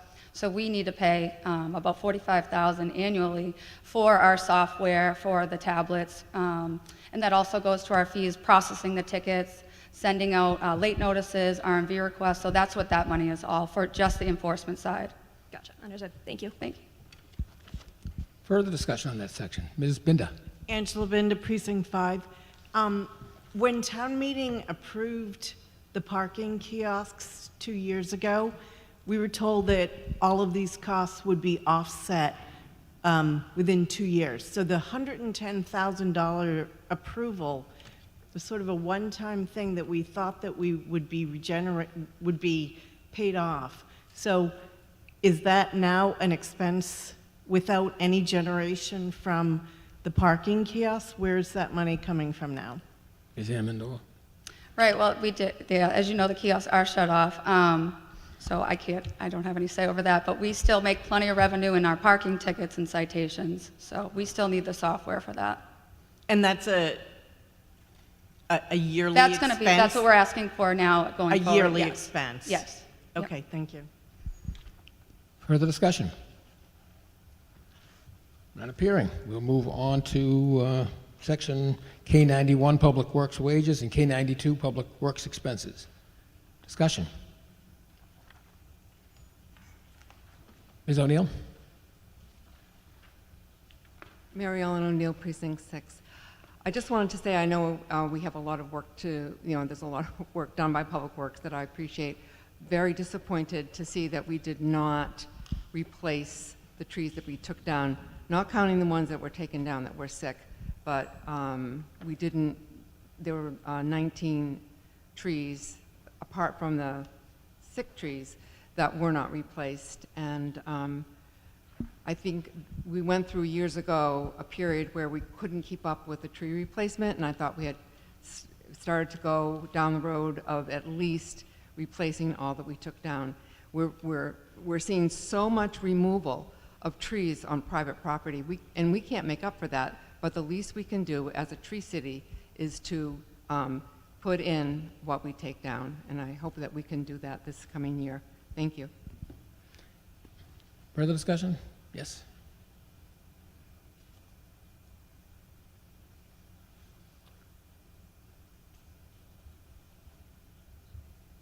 Thank you, Mr. Moderator. Chris Cole, DPW Director. I can say, were you talking about the trees that were taken down just on public streets, or because we replant well more new trees than? That's not what the budget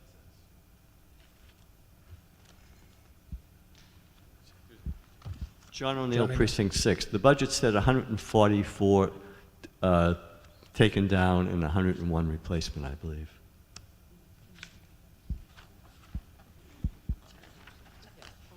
Give me a minute to find the page. I'm is that sorry. Neil? No, on page 110. In 2024, 101 trees were planted.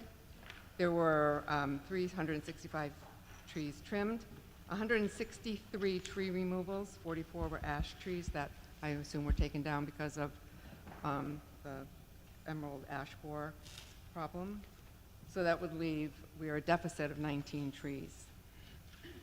So, then there's nothing we can do about it, but I do hope going forward that we can get back on a better path with that, and I hope we have, I'm assuming that the money in the budget will cover that. I know Mike Hannaford does a great job with what he has, so I appreciate it. Yeah, that might be a misprint, because I know we plant quite a few trees more than we usually take down.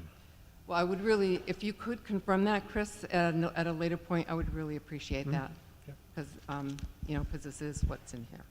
Thank you. Further discussion? Oh. Nope. All right, we will now move on to the next set, which is line item K93, Public Works, Snow and Ice expense, K94, Public Works, Street Lighting expenses, and K95, Public Works, Rubbish Collections. Discussion. Mr. Sasso. Thank you, Mr. Moderator. John Sasso, Precinct 2. Hopefully this is the right place. I know that the next 2 years we're going to see new contracts have to be negotiated for the rubbish. So I'm just curious, in line J1 where you talk about the projection out, are those numbers your estimates for negotiations? I know a while back ago you got some quotes from various companies for disposal and removal. I'm just curious where, so for example, next year it's showing a 20% increase to $2.64 million, and then, from there. So, and I know we've got 2 different contracts that are actually going to be negotiated at this point. So it's just wondering where if this line item is representing that update, or is that still something that's to be determined? Good question. So we did get proposals from our trash collector trying to get us to renew early, and they were not advantageous at all. And so that is a guess at what we might be seeing. It could even be worse because none of the proposals were at all enticing for us to sign early. So I'm not optimistic that we're going to get a good rate from the company we're in. So is the 20% increase in FY27, is that just your expectation for the first contract renewal? Mm-hmm. So then are the other numbers in the rest of the year, those are still even further out? Because you have another contract that has to be negotiated after that. Well, there's one contract that's in the fiscal '26 budget, which is the disposal of rubbish, and we got a very favorable contract there. We actually see savings in fiscal '26, and then it doesn't go up more than 4%. The next one to go out is June 30th, 2026, and that's the one where we're going to see Okay, so that was a, the collection. that was an FY '26 then. And is that a 10-year, the disposal, is that a 10-year? We have a very advantageous 10-year contract they were trying to renegotiate with us early that nothing they brought to us was advantageous. Just to remind me, I remember when we did the original agreements 10 years prior to that, town meeting had to authorize town manager to do that, so that was that authorization still in place, as far as you know? I know we did have to ask because 3 years is the standard, and if you're going to do a contract longer, I just don't know if it would still be in place for that contract. If you get a chance to check on that, I would appreciate it, because I know, I do remember it came back to town meeting asking for the ability to negotiate out to a 10-year agreement, and whether that was given as a generic across the board, or was that just a one-time, I don't remember, but. That I don't know, but I can find out. Okay, all right, thank you very much. Further discussion? Nope. All right, we'll move on to the next section. Line item L91, library wages, and L92, library expenses. Discussion? None appearing. Next section is line item M91, core facilities. Discussion? None appearing. Next is line item M92, town buildings. Discussion? Okay. Next is line item U99, school department. Yes. Mr. Berman?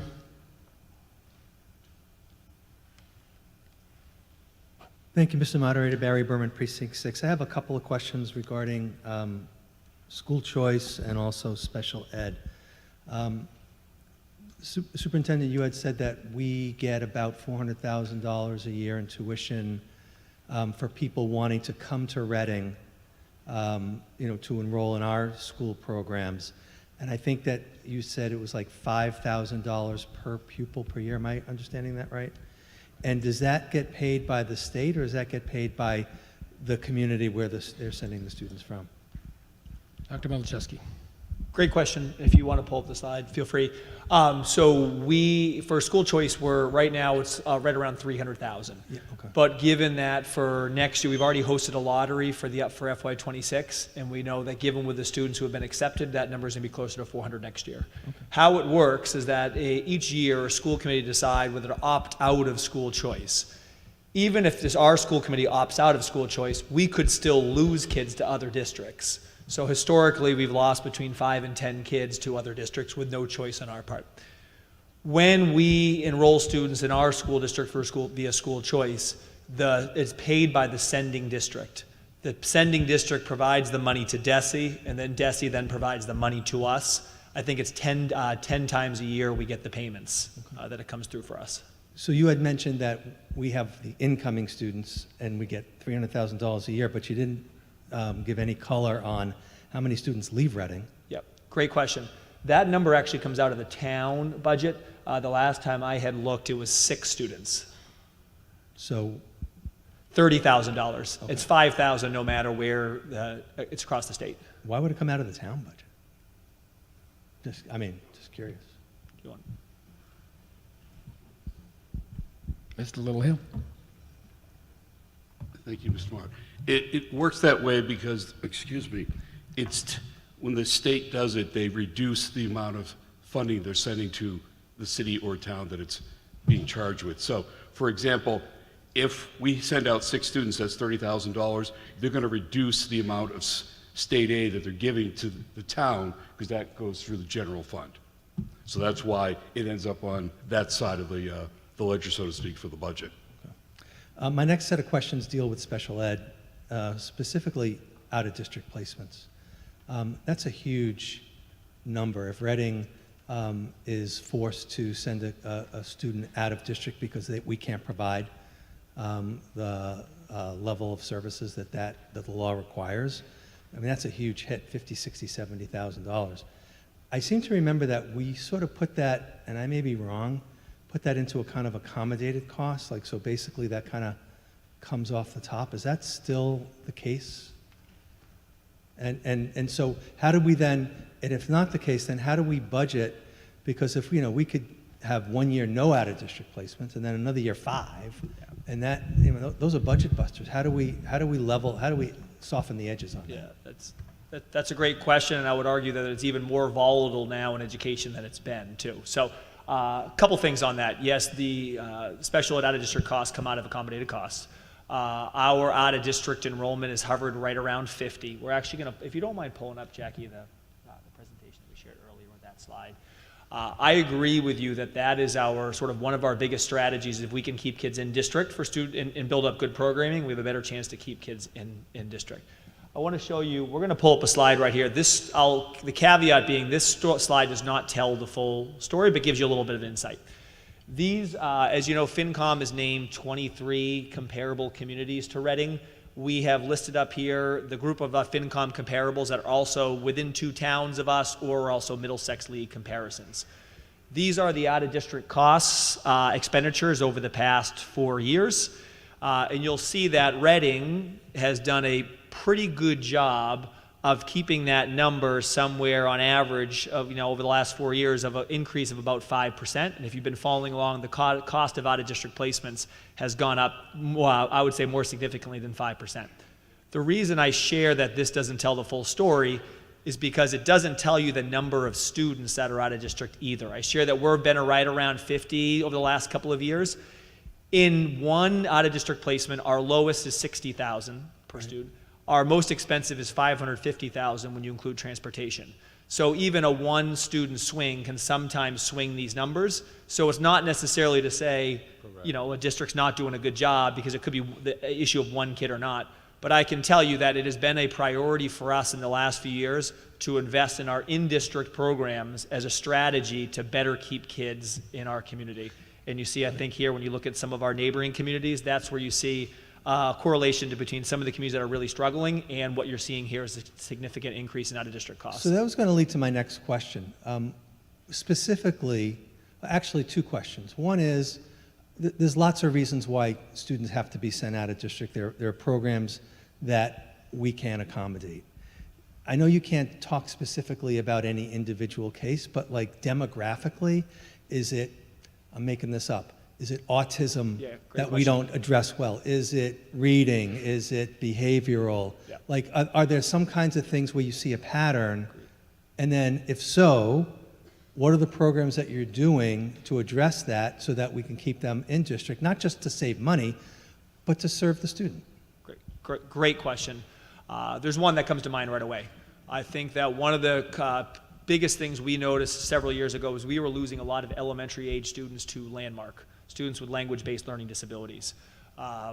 We felt like if we could first build up our language-based learning disability program and then better market that program, we'd have a better chance of keeping kids in district.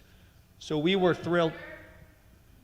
What does the child's diagnosis have to do with it? I feel like that's I'm not asking specifically about any student's specific diagnosis. What I'm asking about, are there certain kinds of deficits that we're not addressing that students are leaving the district because we don't have the programs? I'm not asking about any particular students.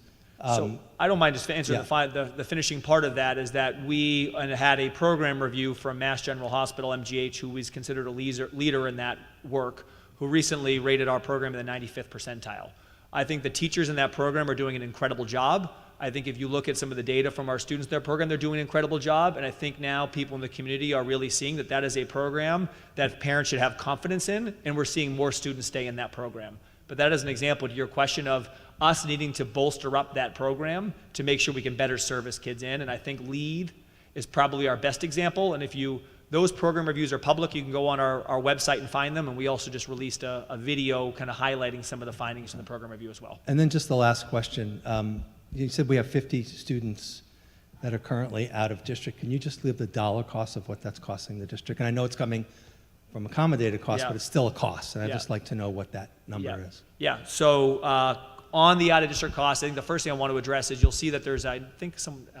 Sasso asked it last year, there's a little bit of a delta between the town allocation, 6.3, and then the school allocation, 5.3. So the 5.3, that is, we have on the school side, that is every student that is known to be going for an out-of-district placement. The number on the town side, we sat down with Sharon and Matt earlier this year and also mapped out students where there was I would say a strong possibility that they may need an out-of-district placement based on their needs, and therefore that number reflects that 6.3 as well. So you'll see those two different numbers on either. So $5-6 million Yep. a year. Yep. Okay. All right. And Thank you. I just want to close by that to say there's a lot of students who we feel they're, as a result of their disability, will be best supported in and out of district placement, and we fully support that. And our job is to make sure we build up the best in-district programs so we can support as many students as we possibly can in district. Great. Thank you. Mr. Arena? Thank you, Mr. Moderator. John Arena, Precinct 1. Dr. Milichevsky, you mentioned the school choice program. You can opt in or opt out. I assume if you opt in, you have no control over the number of interested parties that choose Reading. Is that true? That's correct. So if you have 300K of incremental revenue next year, that's 60 students, 400 the next year, that's 80 students. Yep. On the margin, I can see how that helps the budget and funding, but it must be, there comes a point where it ends up impacting class density, and how do you decide when that's a problem, and is there a mechanism to control it? Great question. I think one of the things I like best about school choice is we have a ton of control over where the students go. So for example, we are only looking at seats for school choice where we know there's available seats. And let me give you an example. If at Wood End we had 2 classrooms of 16, that is probably too large of a number to consolidate into one class of 32. But adding 1 or 2 students to make a 3rd grade class or 4th grade class of 18, I would argue is still a pretty good class size. So we go through each year, look at enrollment projections, and pick those spots where we feel like we have space. We choose the grade level and we choose the school, so we feel like we have a lot of control over where the students go, and therefore we don't think we're ever going to get ourselves in a point where we then create overcrowded classrooms as a result of school choice. So you control the school and the grade, Correct. but you can't control the number of No, we interest. do control. So each year, Okay. a couple of weeks ago, we went to school committee. We gave them a list of all the spots of exactly how Got many it. Okay. and broke it down. All right, very good, thank you. Mr. Doxer? Thank you, Mr. Moderator. Mark Doxer, Precinct 1. I have a question about the special education. I'm not sure if it's called an offset fund, but you talked about it going up from, I think, about $400,000 to about $700,000, hope this year. My question is, is there a target for it in terms of how high you'd like to see it get to, if it's possible? And then the question that follows from that is it essentially kind of another stabilization fund that we've created? And that's really one of the questions as to why, is there a target that we're looking to say, okay, once it hits that number, we want to, we'll do other things. Mr. Wise? Yes, and I think we talked about this a couple of years ago as well, right? Yep. So overall, from a state perspective, I think we can get, what, 2%? 2% of net school spending available to do that. We made a commitment as a school committee that we would not overfund that for the reasons that are obvious here. And we put a policy in place when we first set that in place to say it's going to be between 1 and 1.5% that we're going to target. If it falls below 1, we want to get it back to 1. If it stays above 1, we're not going to fund it more, essentially. But every year, net school spending changes incrementally, right? So that number right now is about 1.2 million. So we're going to get above about 600,000, which is about that 1% this year, and then we'll probably stay at a steady state until net school spending goes up a number, or we spend it down, in which case we'll refund it. And we fund it every year through a vote at the end of the year as part of our process of any leftover operating funds that might be available. So we can essentially fund from one year to the next. So yes, to a degree, is a bit of a stabilization. It is in fact a stabilization fund, and that's why we created it. Got it, and I do remember the discussion. So if I understand correctly, once that number is achieved, the 1%, whatever it is, the allocation of unspent funds at that point conceivably would go back to free cash. Correct. Thank you. That is correct. Thank you. Ms. Snowdoxer? Hi, thank you, Mr. Moderator, and thank you so much for what's happening in our schools. I so appreciate it. I appreciate all the volunteers and the school committee members and our staff. The only bumper sticker I have on my car is that teachers are my heroes, and I mean it fully. I had a question about school choice. So I remember a couple of questions. So one is, when we admit students from other towns, I assume we're making a commitment K to 12, or wherever they start, they stay with us until they graduate unless they choose to go elsewhere. Is that true? That is correct. They are then a full Reading Public School student and do not have to apply each year. They are in for the entirety of their educational experience. And that includes fees and sports fees and all that. They're paying the Correct. residential Correct, rates yes. for those. Correct. And my question is, what about supports? I remember when I was on the school committee, there was a law that said the school committee, not the school committee, the schools of where the child was from has to pay for special student supports if a child was in a different district. Is that still the case? And so if one of our children, our student turns out to be one of our out-of-district placements, does our school system pay for that, or does their where they live pay for that? Great question. So it's the sending district. So if you see on the example in FY25, you see that we have the red bar shows tuition, and then the gray bar shows tuition with special ed increment. That additional money right there, which is $44,284,000, is special ed reimbursement. So each spring, any services that students are receiving from special ed services, we can apply for full reimbursement up to 100% from the sending district. So it's a safeguard for us, and the student needs an out-of-district placement. The sending district would be responsible for 100% of the tuition. Thank you very much. And actually, you said thank you to all the volunteers. Linda also works at Killam after school. I see they're hanging out with students, so thank you for your service too. Thank you. Thank you. Further discussion? Not appearing. We will move on to line item W99, Water Enterprise Fund.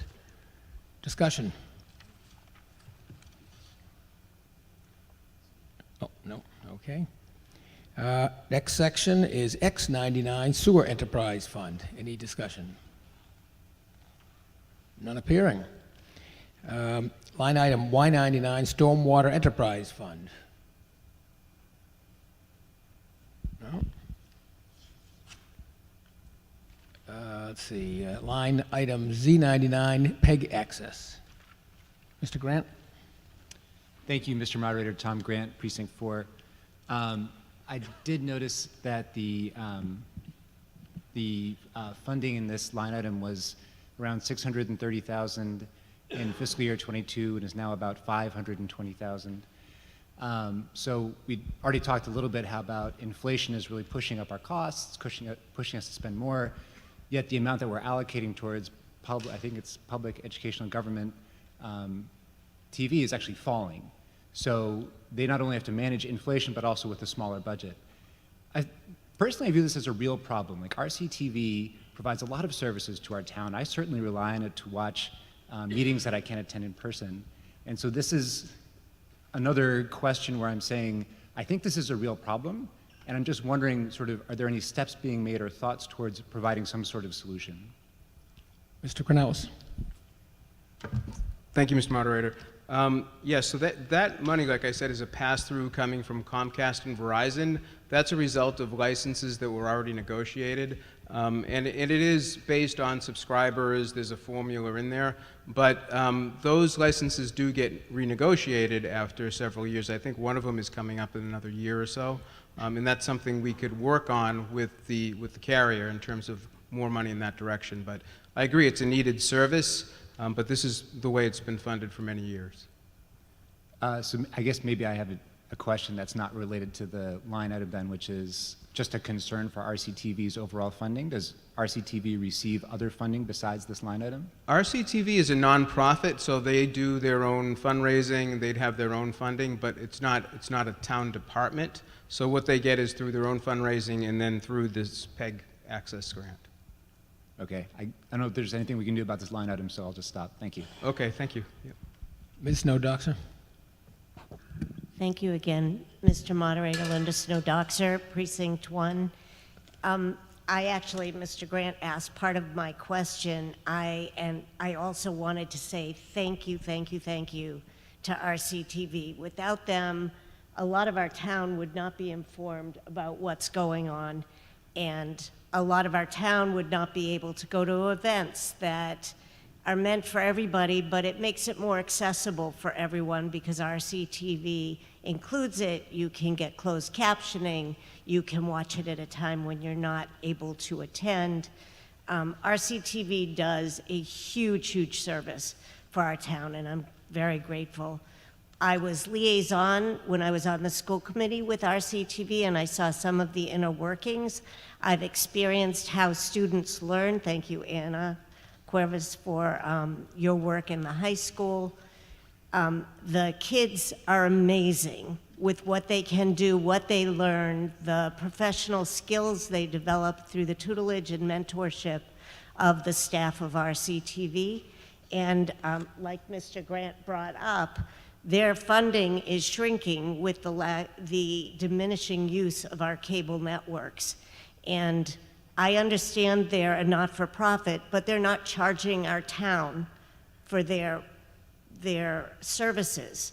And so I guess I don't have a way to add to this budget item for RCTV, but I think our town really needs to think about the value of what they provide and where we want RCTV spending their staff and their student time, whether that's going to be on an increased fundraising or whether it's going to be on continuing to cover all of the programs that and the meetings that we keep increasing, because we have an amazing volunteer base here doing lots of really good work, and they are covering our meetings and enabling the word to get out. So shout out to RCTV, and also an expectation that our town will start helping RCTV to cover the amount of investment they've had in providing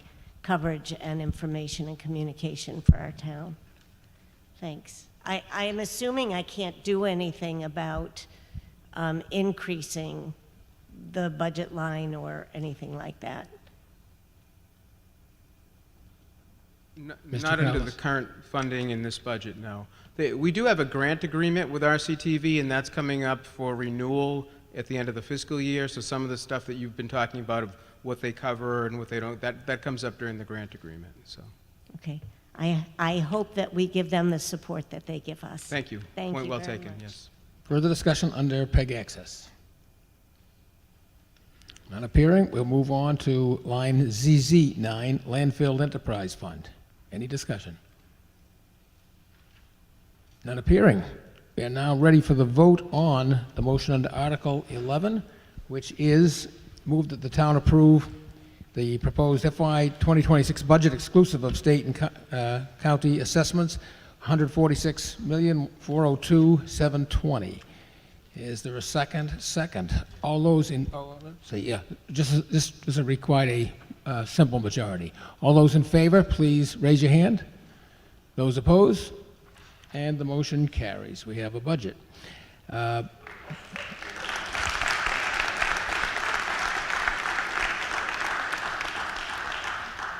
Business under Article 14, Ms. Wellman.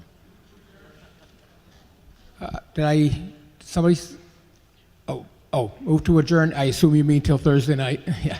We have a motion to adjourn until Thursday evening at the Field House. Is there a second? Second? All those in favor of adjournment, please raise your hand. Those opposed? And the chair is in doubt. All those in favor of adjournment, please rise. Do I have my counters, Mr. Sasso, Mr. O'Neill, Mr. Strugel, and Mr. Pacino? So we are voting on whether or not to adjourn until Thursday night.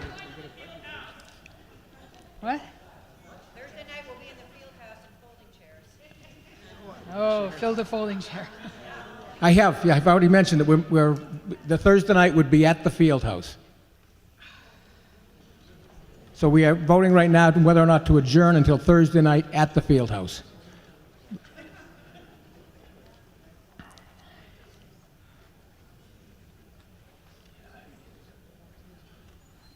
$18. 18?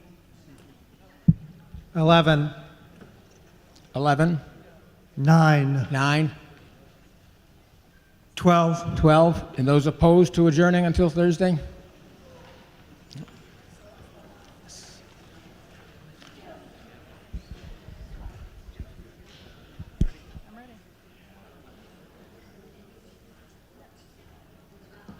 Phil, you're not leaving, are you? You're not What's leaving, that? is he? I stayed 13. before. 13? You can. Good night. 28. 28? 23. 23? 35. 35. The vote being 50 in the affirmative, 99 in the negative, the motion does not carry. We move on to Article 14. Ms. Wellman.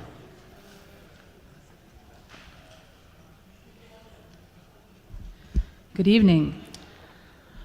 Article 14 covers the construction of 6 to 7 pickleball courts for $1.5 million. 2012. 2012 was the beginning of pickleball in Reading, with the first pickleball programming through the Recreation Department. The first mention of pickleball in meeting minutes was a decade ago in 2015. Since then, pickleball has been mentioned in 98 more meeting minutes. Pickleball is a well-established organization and activity in Reading. It is not new.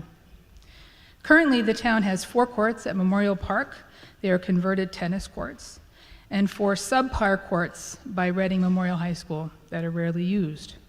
These courts do not meet the demand we have seen in Reading for years. Utilization rates at our Memorial Park courts average 94% of available playing time, and waiting lists are long. They are 100% and 99% in July and August. Further, pickleball reservations nearly triple our tennis reservations here in town. In order to meet the pickleball demand, 8 courts were planned as part of the Birch Meadow master plan.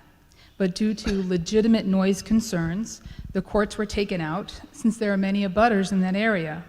Basketball courts were planned in their place. During the feasibility study phase of the Reading Center for Active Living project, our architectural firm BH+A identified a portion of the parcel as ideal for courts, for pickleball courts.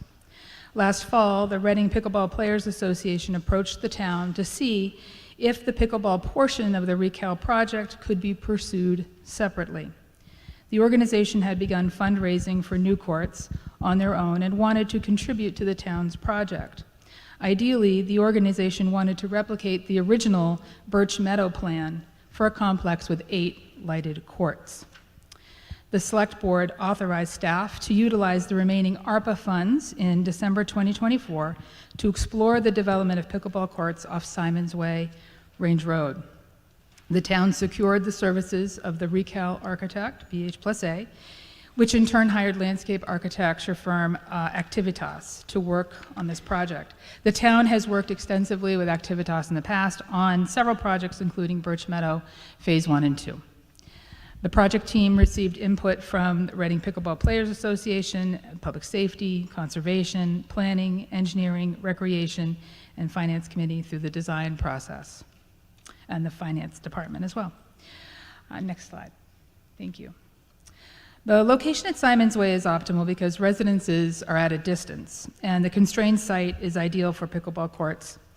Additional supplemental parking is available in the gravel parking lot behind Burbank Arena. As you can see from the slide, the site is currently wooded and littered with concrete structures, among other things.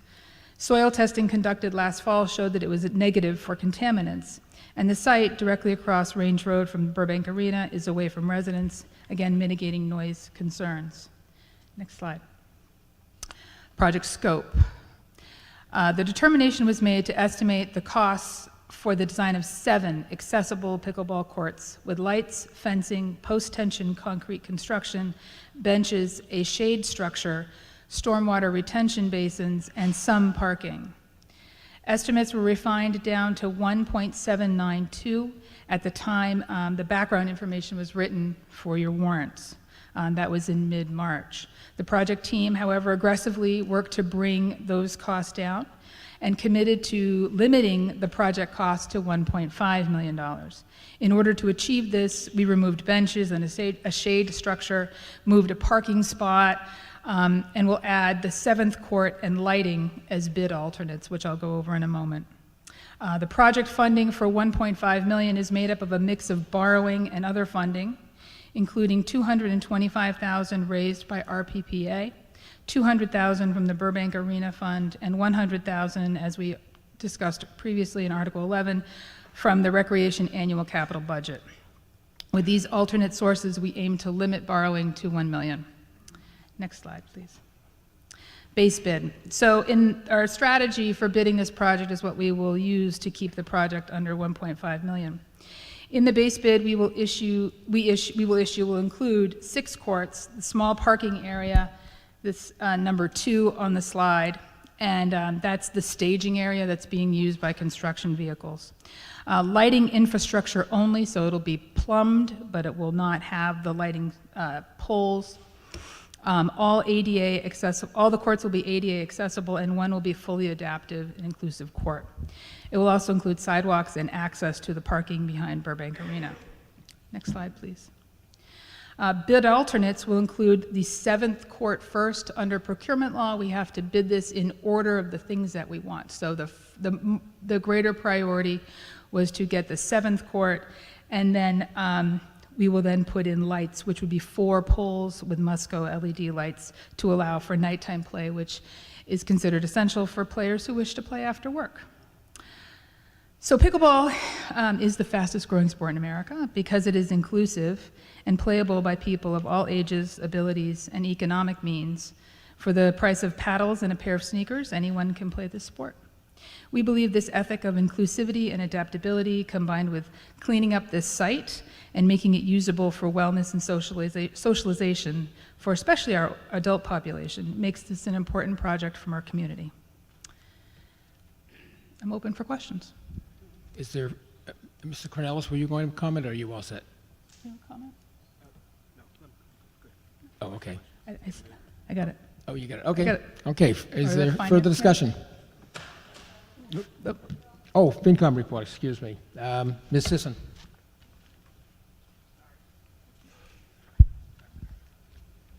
Jeff, did you get mine? Emily Sisson, FinCom. At our meeting on March 19th, FinCom voted 9-0 to recommend this article to town meeting after a very spirited debate. Mr. Arena. Thank you, Mr. Moderator. John Arena, Precinct 1. Is the intention to, or let me ask it in a different way, how will the demand and scheduling for these courts be managed, and by which entity, which person? The Recreation Department manages it through a computer sign-up service called Play Local. Let me just confirm that. Yeah, playlocal.com, that's how it's managed. Does that platform anticipate or allow user fees to be assessed? Whether or not we choose to do it is a separate question. That's correct, yes, it does. Okay. Has the proponents of this contemplated whether they would entertain, my understanding is there's always a fee for this to play at the YMCA or any of the other athletic facilities. It's a nominal fee, but it seems to me that this could be like Burbank Arena, a source of recurring funds annually. And if Memorial Park is any judge, and I live nearby, it's constantly in use. Yeah. There's an opportunity here to defray the costs of construction over time, much the way that Burbank generates incremental revenue to the town, although that's a nonprofit. I'll make that suggestion as a friendly amendment to the proponents that they consider adding it, either here or formally later. What are the hours of operation anticipated, particularly during the evening? What's the latest hour it's likely to be open? Well, I'm going to invite our Community Services Director Jenna Wood up to talk about what the current status is. So Jenna can speak to that. Ms. Wood?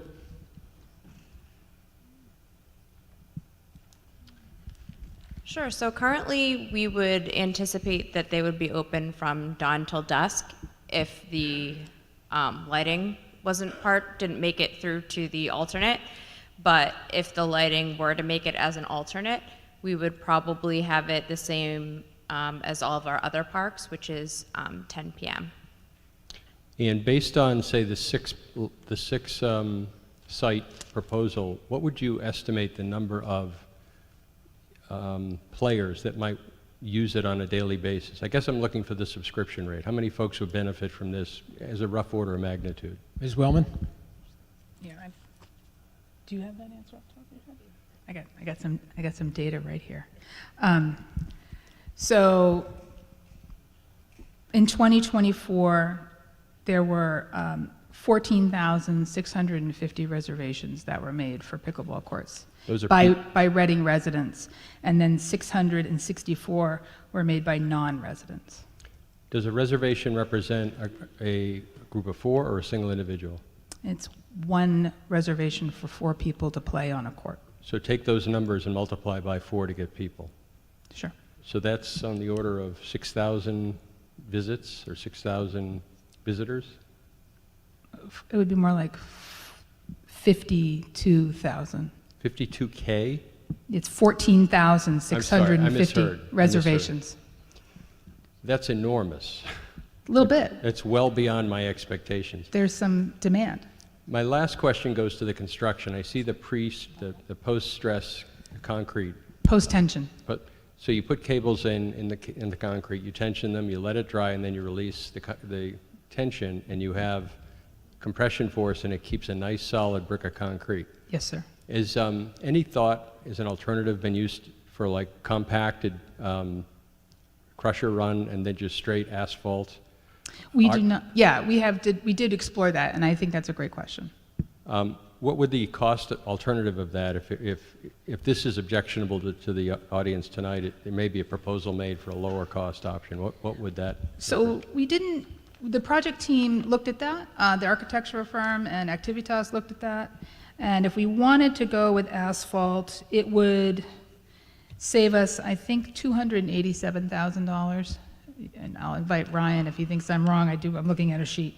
About $287,000. The soils in this are glacial till. I'm no geologist, but that's what it is. And that is not conducive to a compacted asphalt court in this area. Okay. No, it's not, because it's a little bit movable. So basically, this is a parking deck that would be used. Now, I'm going to expand on that slightly, but briefly, just to say that we have reached out to peer communities who have done asphalt courts, even on parks, parkland that's already, compacted and what would be good for that. And the maintenance costs are excessive. This is a 25 to maybe 35-year, where'd he go? Year deck. So we think that even though it's a little bit more money up front, it is a better way to steward those dollars into the future for the life of the court. And That's a perfect answer. It's a return on investment. So perfect answer. Thank you very much. Perfect answer. There we go. Mr. Pacino. Thank you, Mr. Moderator. Phil Pacino, Precinct 5. I guess I've already previewed some of my remarks at this point. So, I've been here 45 years. I don't know if I'm the longest serving member, Mr. Brown, my good friend Mr. Brown retiring. But night one, we talked about priorities. The subject of priorities was raised. And, I just don't see this as a priority at this point. There are other courts around at this point. There's courts in Wakefield, there's courts in Woburn, There's courts in Stoneham, I understand. I did some research on the internet. And I just don't see this as a priority for this town. We spent a lot of money last Thursday on things that were a priority, Killam School and the recal. This is third on the list in my book, and it's just not a priority. I intend to vote against this. If we want to do this, it needs to be fully funded. I do not want to use town funds to pay this, because I just do not see this as a priority at this point. Thank you, Mr. Moderator. Back over to the other side. Thank you, Mr. Moderator. Alicia Williams, Precinct 8. First off, I just want to say I support this article, which I know is probably shocking because I am usually against spending any money in this town. But I am very impressed with the Pickleball Association for raising $225,000. I've never seen an organization, I don't know if anyone can tell me if there has been one that has raised money like that for something that they're so passionate about. So bravo to them, and bravo for them for putting it out there and communicating with their town meeting members to say, this is what we want. And while I don't play pickleball and I have no idea how you play or whatever, you guys have made it known that you love it, and you have gone way above and beyond what the seniors recal people did, asking for us to vote for this. So as your town meeting member, I will support this. I do have a question. With the courts, has there been any discussion to find a revenue source for advertising on the fences? Putting banners, selling, like, I'm a business, I would buy a banner to put on the fence. Ms. Wood? That's been a question of our other youth sports organizations as well, and I think currently under the bylaws that we have, we are not allowed to advertise and have things up consistently on any of our parks or fields. Oh, that's disappointing, because I think Reading is missing out on a revenue source, because if you go to other towns like North Reading or Wakefield, they sell advertising space, and I am sure that is helping their bottom line and keeping costs down. The fact that we have people, the town has built basketball courts before, and we have supported basketball courts, and a lot of the town people that I've talked to have said, I don't want to support somebody's hobby. Well, the town has supported somebody's hobby. They have put in basketball courts. I don't see how this is different. So with that, I'm going to support this article. Thank you. Mr. Struble. Thank you, Mr. Moderator. Jeff Struble, Precinct 7. I just have two questions to begin with. The first is, this might be for Ms. Angstrom. For borrowing $1 million, how much debt service will that be annually, in terms of how much will be in the operating budget each year, and for how many years? Ms. Angstrom. So if you were to look at the debt plan that is in your book, it was made as we were getting the first estimates, and so it shows debt service at 1.65, which is not what we're asking for here, and we were borrowing for 10 years. So we'd be looking at, for 10 years, breaking down $1 million, $100,000. No, but how much in each budget, each yearly budget, what amount will that be? So it would be the 100,000, sorry. About 100,000 per year? So it would be over 10 years. If it's $1 million, it would be over 10 years, 100,000 plus whatever we pay in interest. We're being quoted 3% on a lot of our So each year in the operating budget, it'll be a line item of about 103,000 or something like that. Yes. Wow. Okay. Next question is, probably was in the literature, I may have missed it. This project is not dependent on passage of the override for the senior center, is that correct? It is not. So it'll be built, if we okay it tonight, it'll be built no matter what? I would think so. It's not contingent on the passing of the Recall Center. That's it for now. Thank you. Ms. Wellman? Thank you, Mr. Moderator. Mr. Struble, just to add a little bit to that, both the Recall project and the Pickleball project, I specified needed to be able to stand on their own 2 feet. Each project stands alone, and so one can go without the other. Okay. Back to the other side. Ms. Sisson? Emily Sisson, Precinct 2. Mr. Moderator, I was contacted by another town meeting member who couldn't be here tonight. May I deliver a prepared speech on her behalf? Yes. Okay, so Judy Coltman from Precinct 4 is unable to be here tonight and asked me to read this statement since she knows I love to stand up and hear myself talk. So she picked the right person, but I will say that not all of the views in this are my own. This is all on behalf of Ms. Coltman. I'd like to thank Jane Wellman, Jim Sullivan, Jenna Wood, Ryan Percival, the Recreation Committee, and all the staff for bringing this article to town meeting. I especially want to thank them for collaborating with RPPA during the process. I'm speaking tonight with excitement and in strong support of Article 14, the funding request for community pickleball courts. Pickleball in Reading has a long history, starting back in the winter of 2013 when Reading Recreation offered lessons in indoor play. Players first moved outdoors onto the old volleyball court at Birch Meadow, playing around a pole right in the middle of the court. Ever since then, we've been searching for a space for community courts. In 2021, the Birch Meadow Master Plan included 8 new pickleball courts as part of Phase 2, scheduled to begin this summer. These courts were removed from the plan in 2023. This change was understandable due to the noise concerns for the neighbors. Meanwhile, interest in pickleball has exploded, not just nationally, but right here at home. It's a unique sport that brings together all generations, young people, families, and especially our 60-plus residents, who have built an amazing community around the sport. Today, the 4 dual-use courts at Memorial Park are overcrowded and in need of repair. The courts are used for tennis lessons for 6 weeks in May and June, and those 4 makeshift courts on the old volleyball court at Birch Meadow, they're being removed this summer as part of Birch Meadow Phase 2. Without new courts, pickleball in Reading cannot accommodate the current players, let alone the many new players, young and old, who are trying to find court time. Without more courts, we will be missing a valuable resource that will bring health, connection, and a life to our town. Treating the pickleball courts as a separate project from RECAL, as discussed at the March 4th Select Board meeting, saves the town between $200,000 and $300,000 in general contractor markup costs. It also lets both projects, RECAL and the courts, move forward at the same time if passed. We get the courts sooner and for less money. In short, separating the projects is better for costs, better for timing, and better for the community.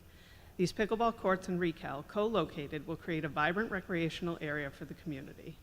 The Reading Pickleball Players Association, the 501c3 fundraising organization for local pickleball players, has currently raised $225,000 to donate to the town for the building of new community courts.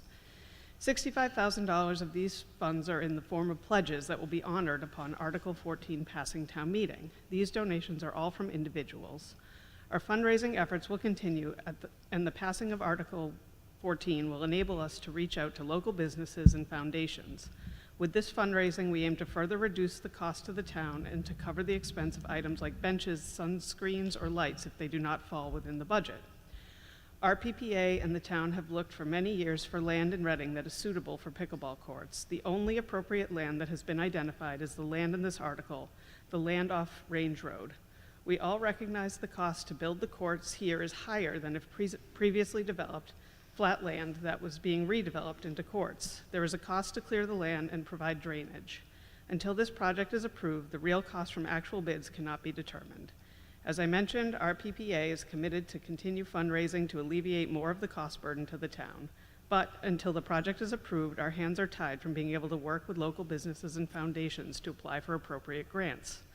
If built, these courts will be a valuable community recreational resource to the town, just as the 2 new basketball courts and the renewed tot lot with Birch Meadow Phase 2, the renewed turf field at Parker, and the recently renewed tennis court and basketball court at Sturgis Park.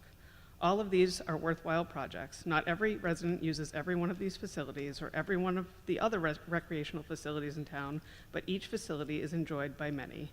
I respectfully urge a yes vote on Article 14. Thank you. And I'm done too. Back over here, Ms. Perry. Paula Perry, Precinct 1. I also would like to speak in support of the pickleball courts. And this is definitely not the type of thing that if you build it, they will come. They're already here. And although there are other courts in our community and other communities, they do not meet the demand. So this isn't a question of these being completely utilized. So it's nice thinking we could make an investment in something that's going to be so well utilized. And it's not unlike, as we went through the list, basketball courts, playgrounds. I like the idea of us investing in something that's for aging population. I'll count myself in that. And it does have a great both physical aspect, but also a very social aspect to it. And especially post-COVID, I think we need that more than ever. It really addresses some of the sense of community and getting people out.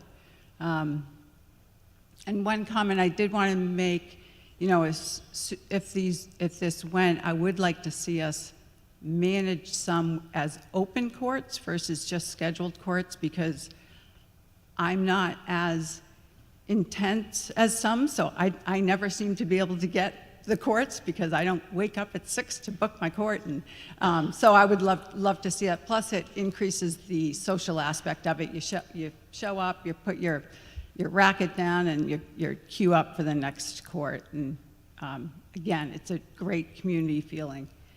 Also, the location, I think, is perfect because it would be good to offload some of the Memorial Park playing because neighbors do have to put up with sound, so this would be a great location for that reason, too.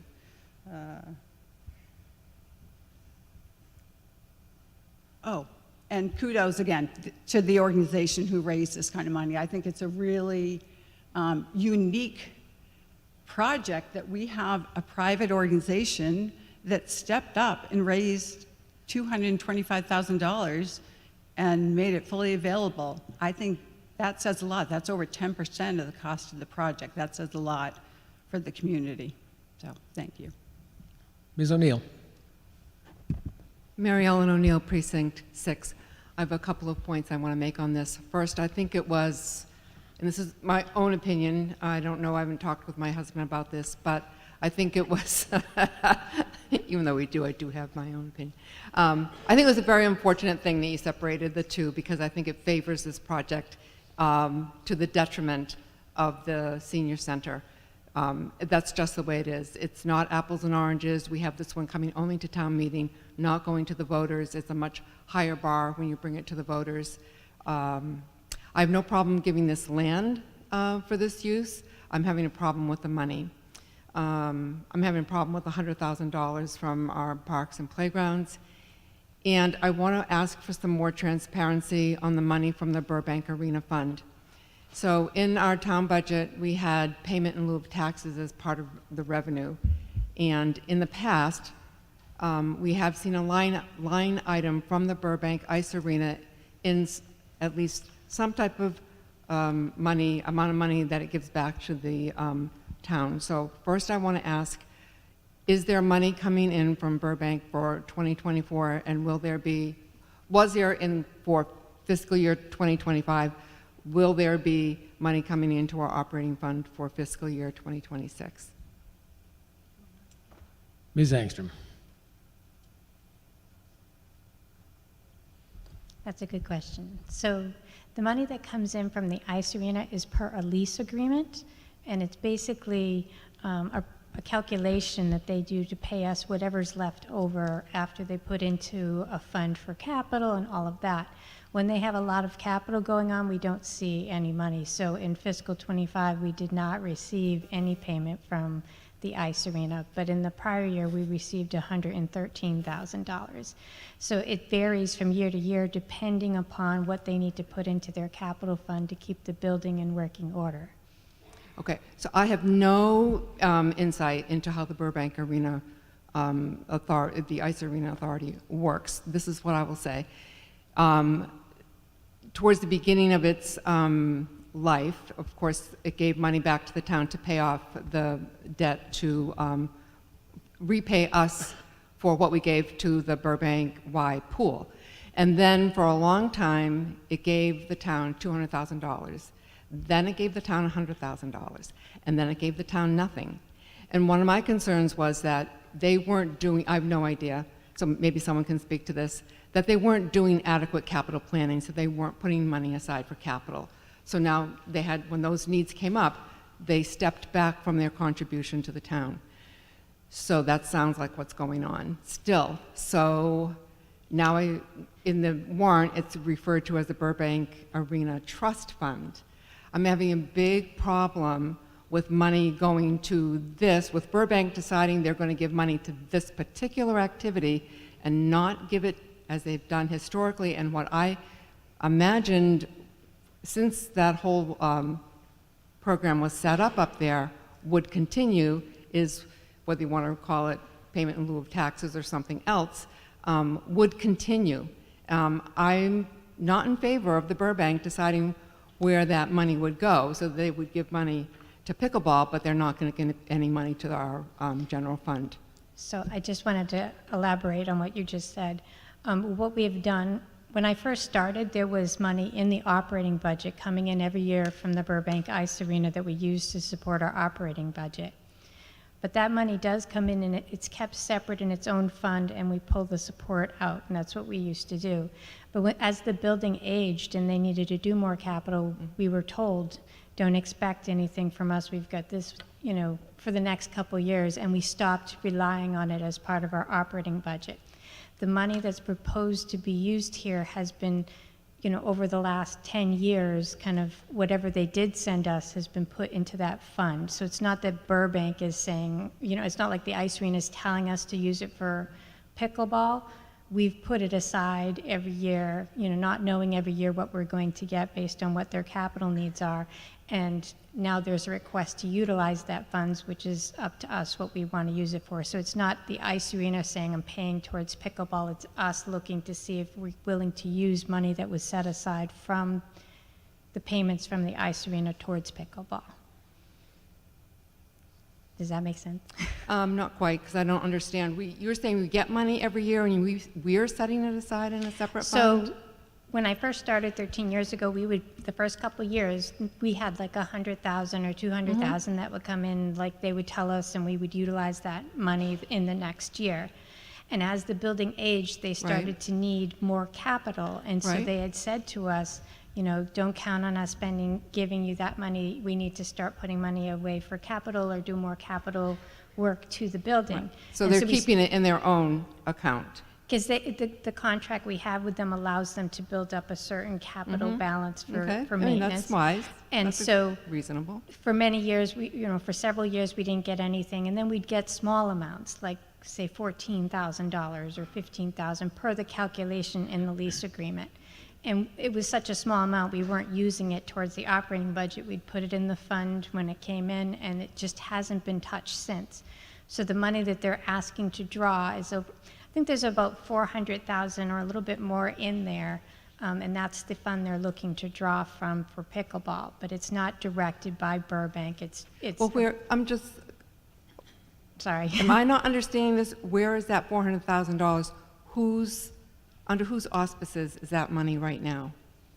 It's the town's money. It's just kept in a separate fund per the agreement, because Burbank was donated by Nelson Burbank. Built up all that money and haven't been using it towards the operating fund like we had in the past? We were getting such little amounts each month. I can understand that on a yearly But it's basis. over time we've accumulated this much money, but it really, in most years, we were getting a very, very small amount, 12 to 14,000 if we received anything. And then last year, I think we received the biggest payment we'd received in a while of like 113,000. Normally, we didn't receive that kind of money, so we stopped relying on it for the operating budget because it was very inconsistent funding. And over time, we've accumulated this balance in So the trust fund is under the town? It's the town's, yes. Yep. Okay, you all set? Mr. Doxer? Thank you, Mr. Moderator. Mark Doxer, Precinct 1. I've got 2 comments and a question. First comment, one of the previous speakers was talking about the Reading Center for Active Living not working hard to support the project, the town meeting with the community. I just want to assure the community that it's not the case. There are a lot of people working very hard on that project, ranging from the Council on Aging to a number of volunteers in the community. Town meeting members probably received a notice about it, in fact, and there's a lot going on that. So I just wanted to clarify that first. We have a point of order. Point of clarification, whatever that is. Yeah. Point of order. What is that? Point of order. Yeah. I just want to correct the record. Yep. I just want to correct the record. I didn't say that they didn't try hard. I said I didn't hear from them like I heard from the pickleball community. The pickleball community has been... This is. She was just, I see what she was trying to do. She was trying to explain what she was saying before. So I just will don't want allow to be it. on record as saying Yes. something I didn't say. I just want to make sure it's clear that the pickleball community was very vocal. I never heard from a single person regarding recalc. Okay, let's get back to the subject before us is the pickleball court, so let's get back to that. Mr. Right. Doxer. Thank you, Mr. Moderator. Second point is that I think that the Reading Center for Active Living and the pickleball courts are very, what's the word I'm looking for, complementary to one another. I think that the picture that we showed earlier of the complex that we are possibly able to create down on Simons Way Range Road would be a fantastic opportunity for the town. I think the pickleball courts complement it very nicely, and the Center for Active Living could also give the opportunity for indoor courts at different points in time. So I think that's a huge benefit to the community. The third comment is more of a question. How do we ensure and enforce that Reading residents are given priority on the use of these courts that we'd be funding? That's a great question. Currently, in 2024, Reading residents made up 96% of our reservations, and so far in 2025, calendar year 2025, they make up 95%, and out-of-town residents are between 4 and 5%. So that's what's gone on last year. Currently, this year, we don't anticipate that to change, but our Play Local website is managed by Recreation. So, do you have anything more to add to that? Oh, how do we ensure Reading? How do we ensure? How do we ensure Reading preference residents? to Reading residents?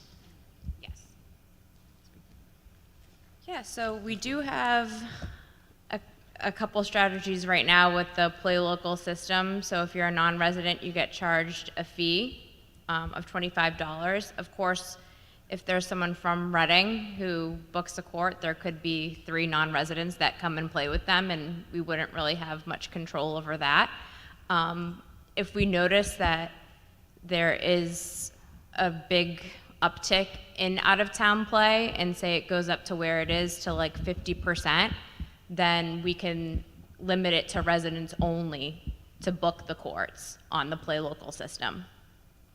Okay, I think that there is potentially the opportunity to game this, and what I would love to see is us thinking about how do we make sure that if we build this wonderful complex, that Reading residents are not the only necessarily beneficiary, but certainly the main beneficiary of what's going on. Yeah, definitely. And another thing that we did with the tennis courts, that was a while back, we had the tennis pass program. So that's another thing that we can look to explore, where folks will have to come in and get an actual pass from the rec department. We can have monitors down there, or spot monitors to make sure that the courts aren't being abused in some way, shape, or form. Thank you. Ms. Childress? Ellen Childress, Precinct 3. There were a couple of questions I had when I was looking through and doing research on this. One was the drainage, and the other was, is the noise really that bad? I looked it up. Apparently, the noise is really that bad. But one of the things is a lot of times it's done on asphalt or a former tennis court, which is a hard surface. And there are other surfaces, and I was wondering if you can investigate and see if there are ones that would help the drainage issue at the same time. And that's probably for future. Thank you. Well, I think you bring up a good question, because part of the expense for this court construction is the fact that we have to retain all of the stormwater on site. And the way to do that is with underground water retention basins that'll be underneath the court. But if it can or be permeable. nearby. If it can be a permeable surface. Yeah, you were asking if we could do a permeable surface. I think that might be more expensive. Can you speak to that? Yes. Thank you, Ms. Moderator. Ryan Percival, Town Engineer. So permeable surfaces, although you can use them in other areas, it's not ideal for court surface. We have to surface the courts with like an epoxy coating, and that won't adhere to the surface in general. Apparently, there are surfaces that are somewhat more soft, So to and the- they use that in ice reduction. So to the point of the site that we're dealing with here, these are glacial alluvials that are here. Yeah. So in order to even put an asphalt surface down, we would have to investigate using reinforced aggregate piers, which are I'm foundations arguing underneath. against One speaker at a time, please. Okay. I'm sorry. So, I'm so arguing- in order to use an asphalt type product, which is a pervious paver or things of that nature, we would have to support the subsurface underneath. One of the reasons we're using the post-tension concrete is because we can bridge that without doing that. Okay, I was arguing against asphalt, but that's okay. Ms. Binder? Okay, Angela Binda, Precinct 5. I'm not going to be popular after this. Former Vice Chair of the Recreation Committee. I'm not popular now. Okay, thank you. Former member of the Simons Way Exploratory Committee. One thing that I think, I feel like we really overpaid for this land considering what needs to be done to it and the, what was left on it. Simons Way is the best place for pickleball.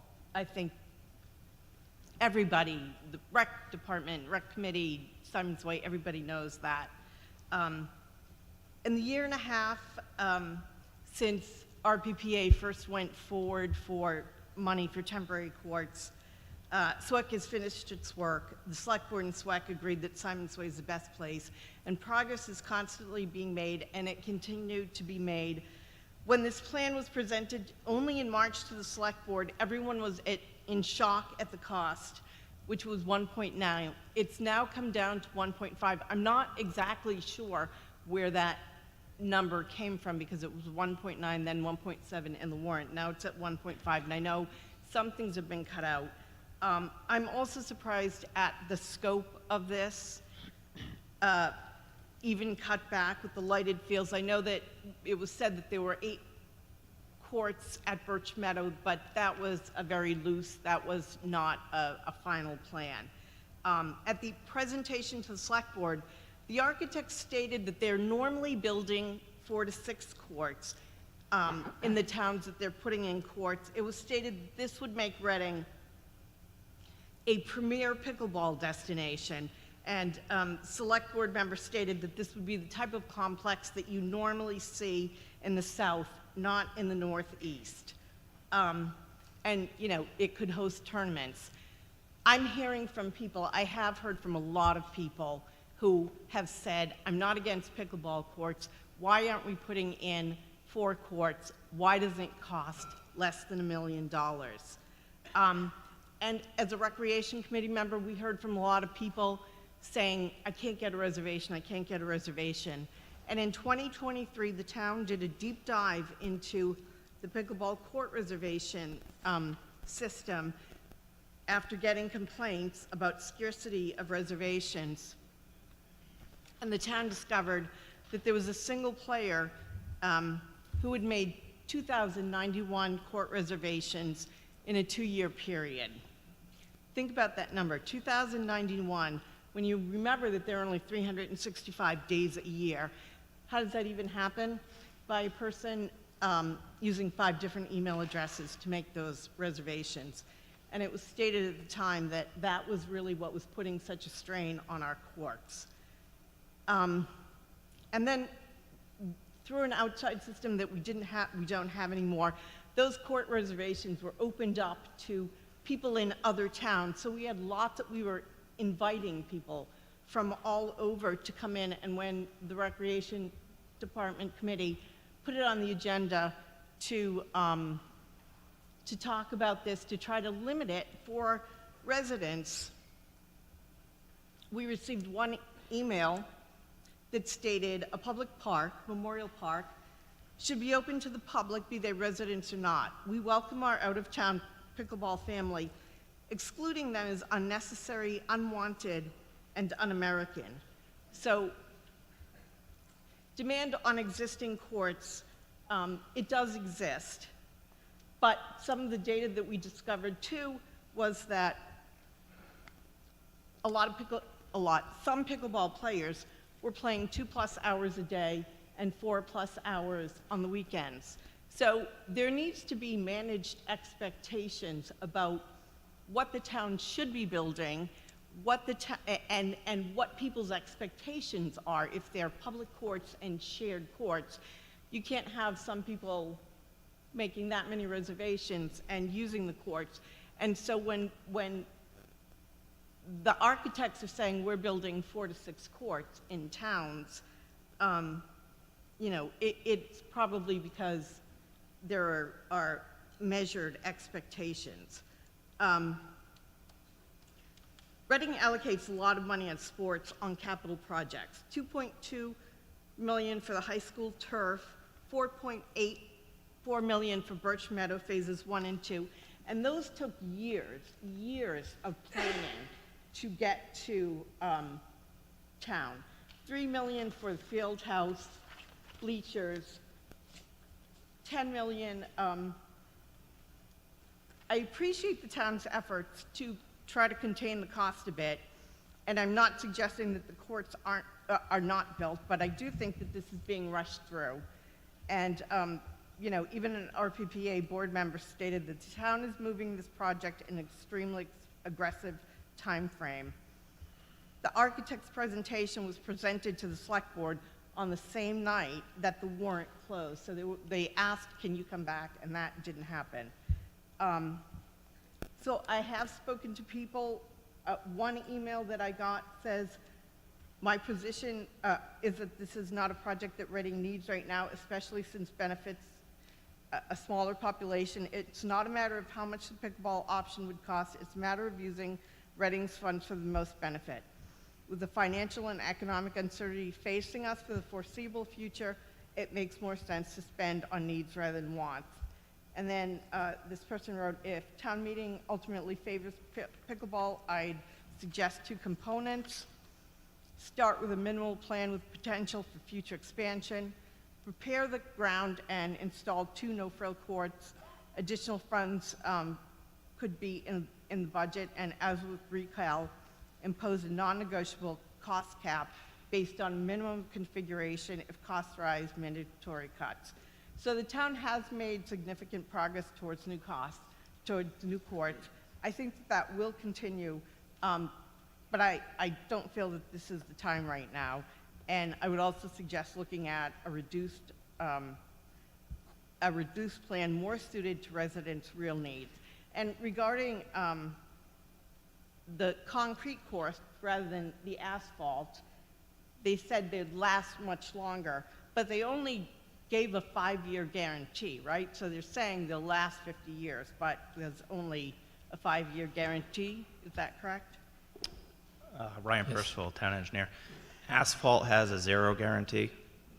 So concrete, although 5 years is still substantially greater, the playing surface for concrete is far better, not only for pickleball, but for basketball. We're doing the post-tension concrete on the basketball courts at Birch Meadow. Yep. That's just the playing surface that we're seeing now. Has a lower operating cost over many years, and the life expectancy of post-tension concrete is probably more along the lines of 25 to 50 years. Okay. So the costs that were expected were about $800,000, and with $200,000 that was raised at the time, that would have been a much more substantial piece of it. Right now, you're borrowing 1.5. I mean, with the interest and everything else, I would like to see, $100,000 from the fund that goes to do repairs on other parks is a little upsetting, but I would like to see this come back with something more similar to what other towns are doing at a cost under $1 million. Thank you. Mr. Sullivan. Thank you, Mr. Moderator. John Sullivan, Precinct 7. I remember way back to last week, I think that the Recal project includes like a new 100-ish spot parking lot, like right between these proposed courts and the proposed community center. Is that right? It's like 96 spots, so 96. you're So close. Okay. Yeah. And there's a similarly sized lot already at Burbank in front, and then there's the overflow lots behind Burbank. I don't know the size, how many overflow lots, but we feel it, the unfinished portion in the back, the gravel lot, is what we're talking about. Okay, so I guess my question is, if this project and Recal both go forwards, do we need to build 2 new separate parking lots, or can they share some parking? They will share. Okay. And that's why also there's that overflow option that we are looking at with the arena. Okay, so the plan would be that if both passed and this little parking structure would get removed from this project? Yeah, this would, Okay. this piece would be piece part goes of the normal parking lot if the Recal project were to pass. And how much of that 1.5 million is for that little parking lot here? Like, what would the cost come down if that wasn't included?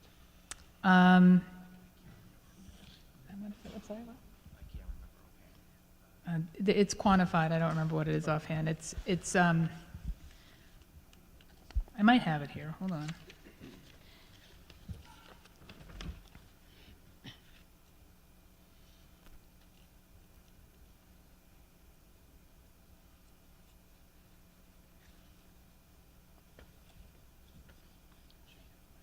Go ahead. So this rendering, although it looks like it's asphalt, one of the savings that we have is only the accessible. Could you use the microphone, please? Only the accessible parking will be paved. The rest can be gravel. So there'll be some savings there. So the cost for the parking lot is not really that high. It's more of a temporary measure if one passes and the other one doesn't. Okay, thank you. Back to this side. Yeah. Brendan Gray, Precinct 5. Thank you, Mr. Moderator. I have a couple of questions and clarifications and one statement, I guess. How many pickleball players? I don't care about how many reservations. I care about how many players we're talking about for $1.5 million. Is it 30, 100, 200? How many Reading residents play pickleball?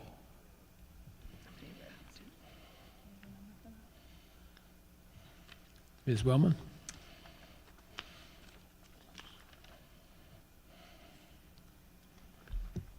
So our system that we use quantifies the number of reservations that we have. Well, and how many people are in utilization. the Pickleball Association? That might help you. That might give you a hint. I'll let the Reading Pickleball Association answer that question.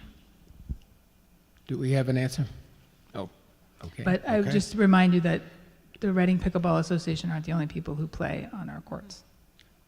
Eileen Manning, Reading Pickleball Association and Precinct 5 Town Meeting member.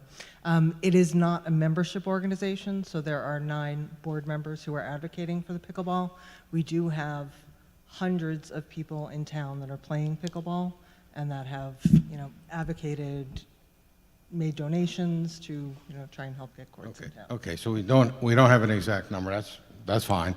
The other couple of things, I was talking to a friend of mine who had orthopedic surgery at a major hospital in the D.C. area. We were having dinner, and he said, orthopedic surgeries due to pickleball in the last 10 years have gone up 200%. He says, and we actually love the over 50 crowd because that's 88% of the injuries.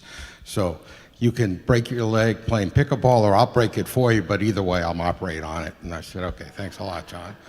But it is a consideration. Have you looked at charging? I play golf, so I have to pay every time I play.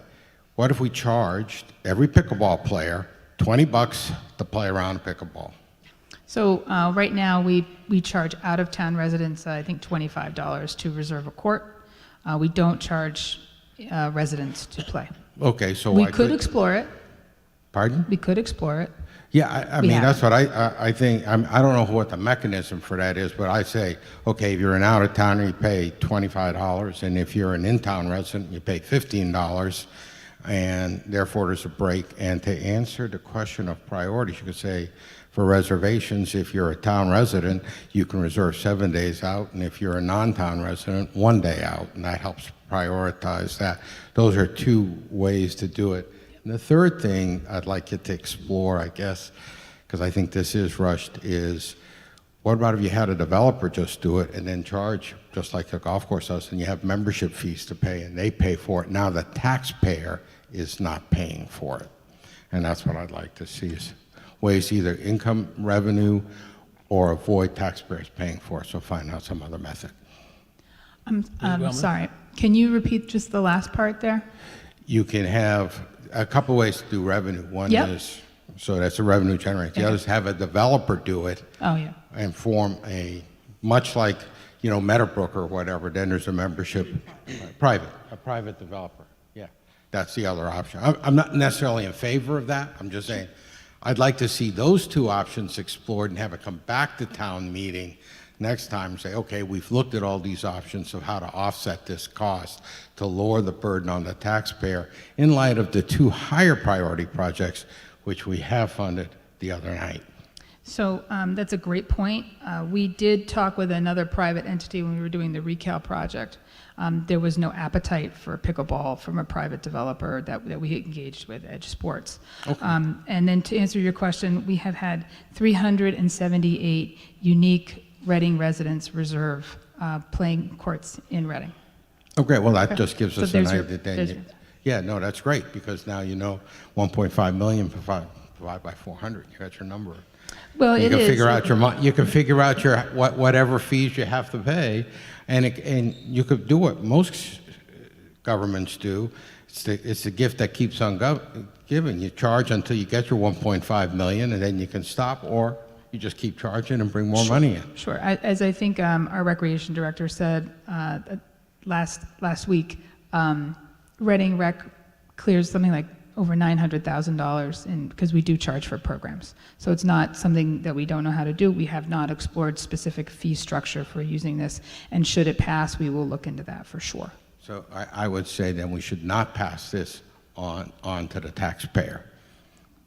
Okay, thank you. Back to the other side. Carla Nazaro, Precinct 1. I would say that for the 378 people who signed up or reserved a court, that is not an all-inclusive number, because I have played and I've never reserved a court. And I am not a member of the RRTC, so I'm part of that population. I'm also probably not in the age demographic. In the schools, we do give grades for attitude and effort. If any group could get a sympathy vote, I would propose this group. I have watched them go to rec, SWEC, select board, and just been ping-ponged around the town. I have seen them go to Memorial Park, Washington Park, Sturgis Park, Birch Meadow, and now Simon's Way. This is the one sport that really has a lot of constraints on where they're allowed to go.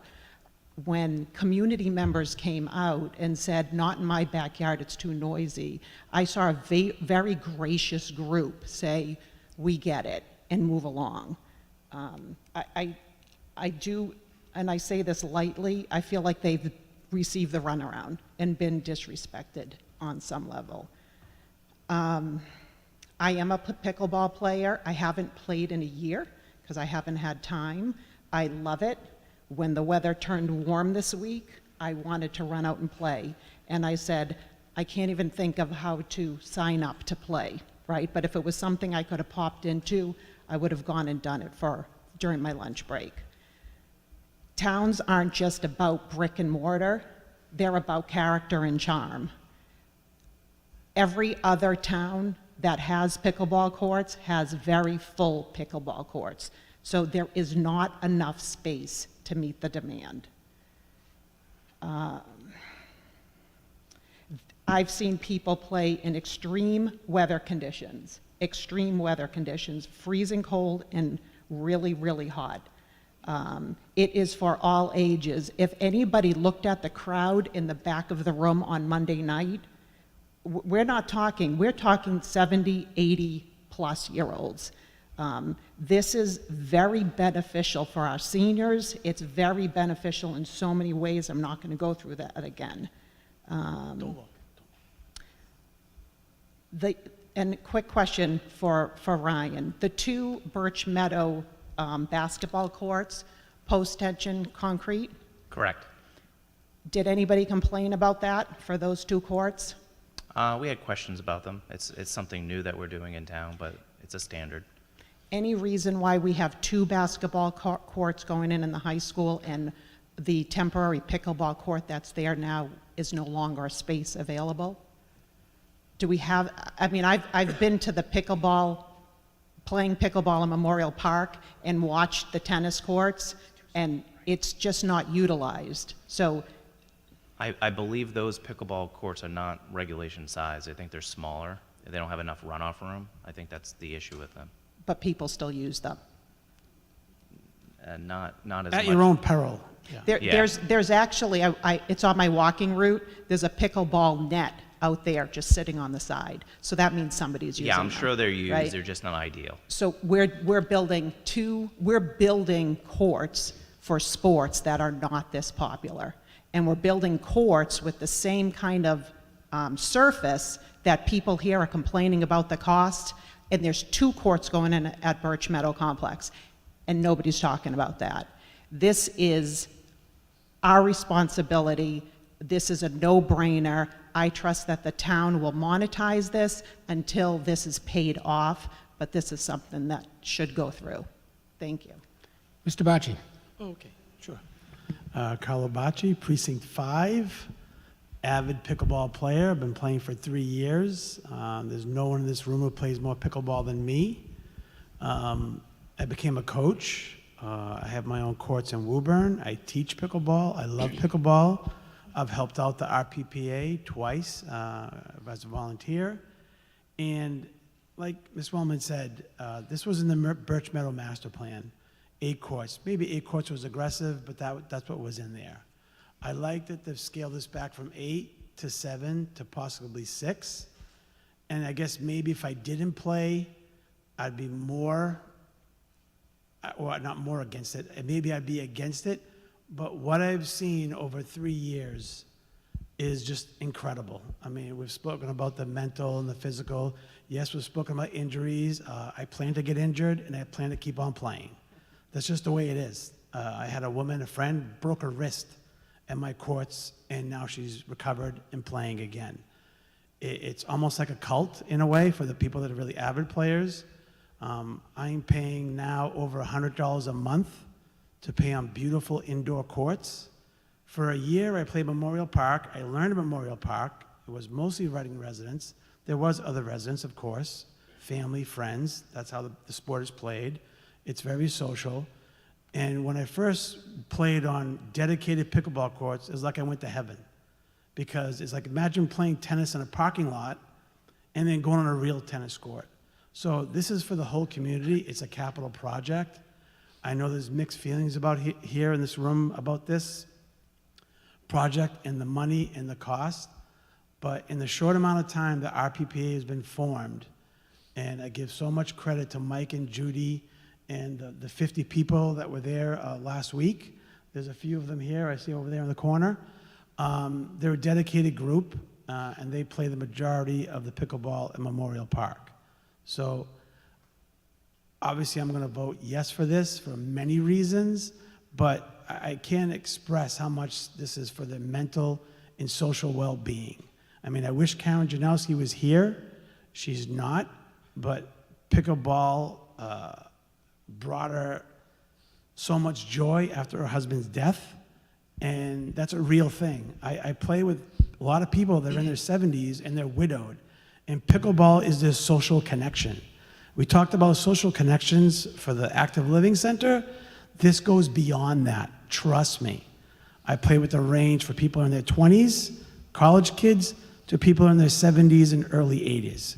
Anyone that's played pickleball as long as I have, which is not long, for 3 years, they've done the same thing. So this is an improvement to the town. It's an improvement to the area. We bought this land 5 or 6 years ago to improve it. We're finally getting there. Like Mr. Doxer said, this goes hand in hand with the Active Living Center. I know they're 2 separate projects, but if we get to a vote tonight, I don't know if we are, but I would advocate to please say yes. This is for the entire community. It's just like tennis. Not everyone in town plays tennis. Not everyone plays basketball, and so on and so on. So this is for the whole community, but not everyone in the community, but it will make the community better and stronger. Thank you. Mr. Cool? Thank you, Mr. Moderator. Stephen Cool, Precinct 6. May I make a motion to amend? Yes. Is that a yes? Yes. Okay. I move to amend this article to say town funding is contingent upon the RPPA forming a corporation to which the town of Reading would lease the Simons Way property on terms acceptable to the town. And I can point out my motivation. Do you have that in writing? I have it right here. Can you email it to me? Give it to Jackie. No, right there. Give it to Jackie.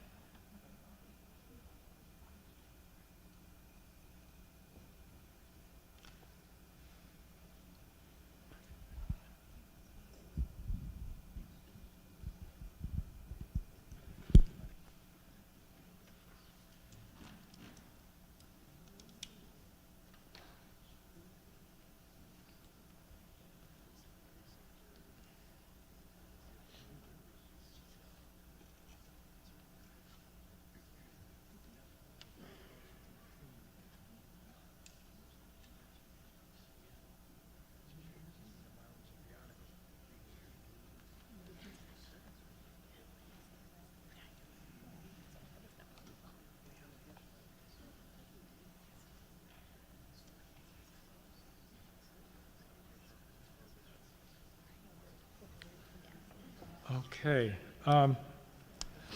So, Before we go on, we're just checking on the legality of this. Hold on.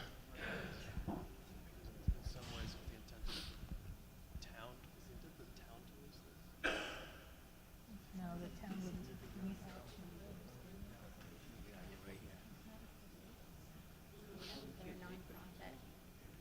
They're nonprofit. 501c3.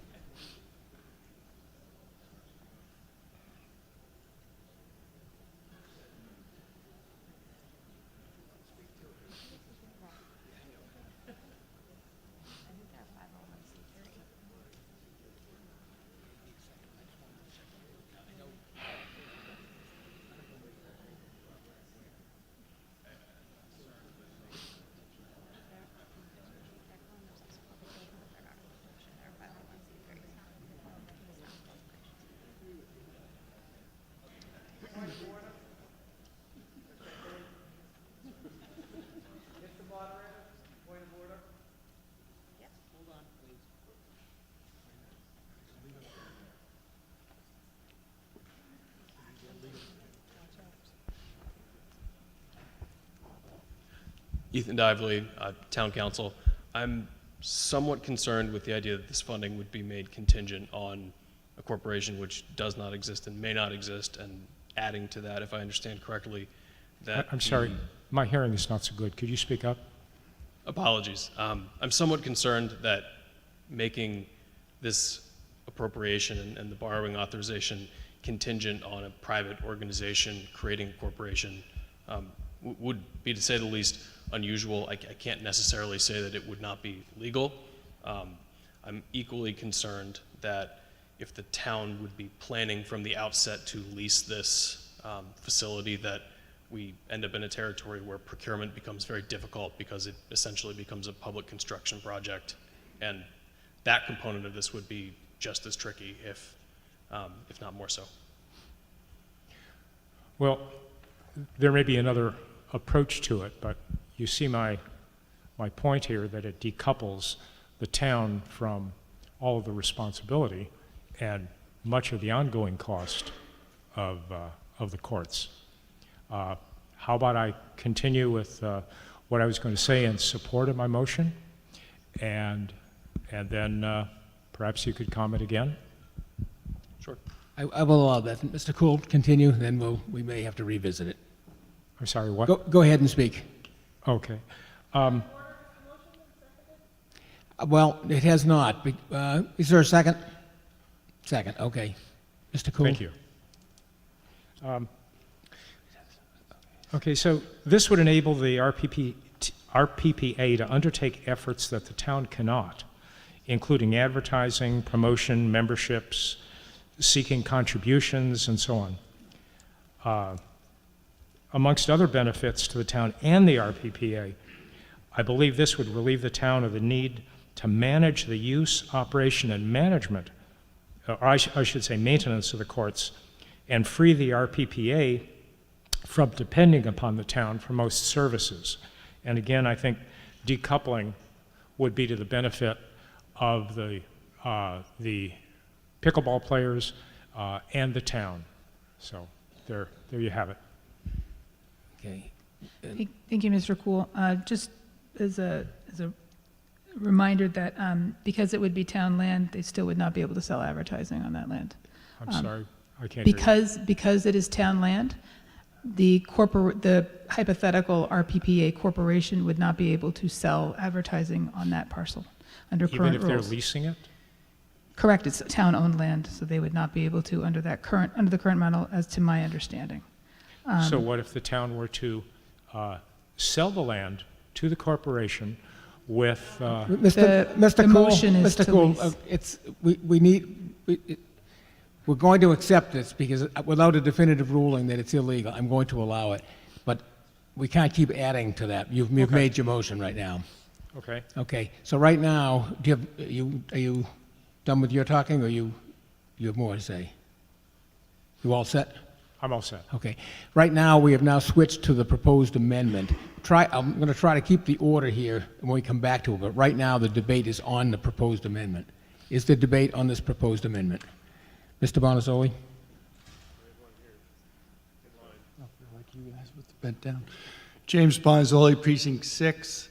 I am not in favor of the amendment. I do believe this is a legal issue. For one thing, anything, lease or bids need to go out. We need 3 bidders on a minimum. As town council or associate town manager said, you cannot mandate a winner of the bid already. This should be scrapped. Okay, further discussion on the proposed amendment. Mr. Arena? I respect the, John Arena, Precinct 1, I respect the motion maker, but I think this is, while well-intended, a bad implementation. No other sport in the town of Reading is required to create a corporation to lease a property they play on. Reading Little League doesn't do it, the basketball leagues don't do it, the tennis clubs don't do it. I think I understand the intention here. I'll be voting against this amendment. I think it's well-intended, but it doesn't achieve the aims it sets out to do. And we had another one over here, yes. Eileen Manning, Precinct 5, and a board member for the Reading Pickleball Players Association.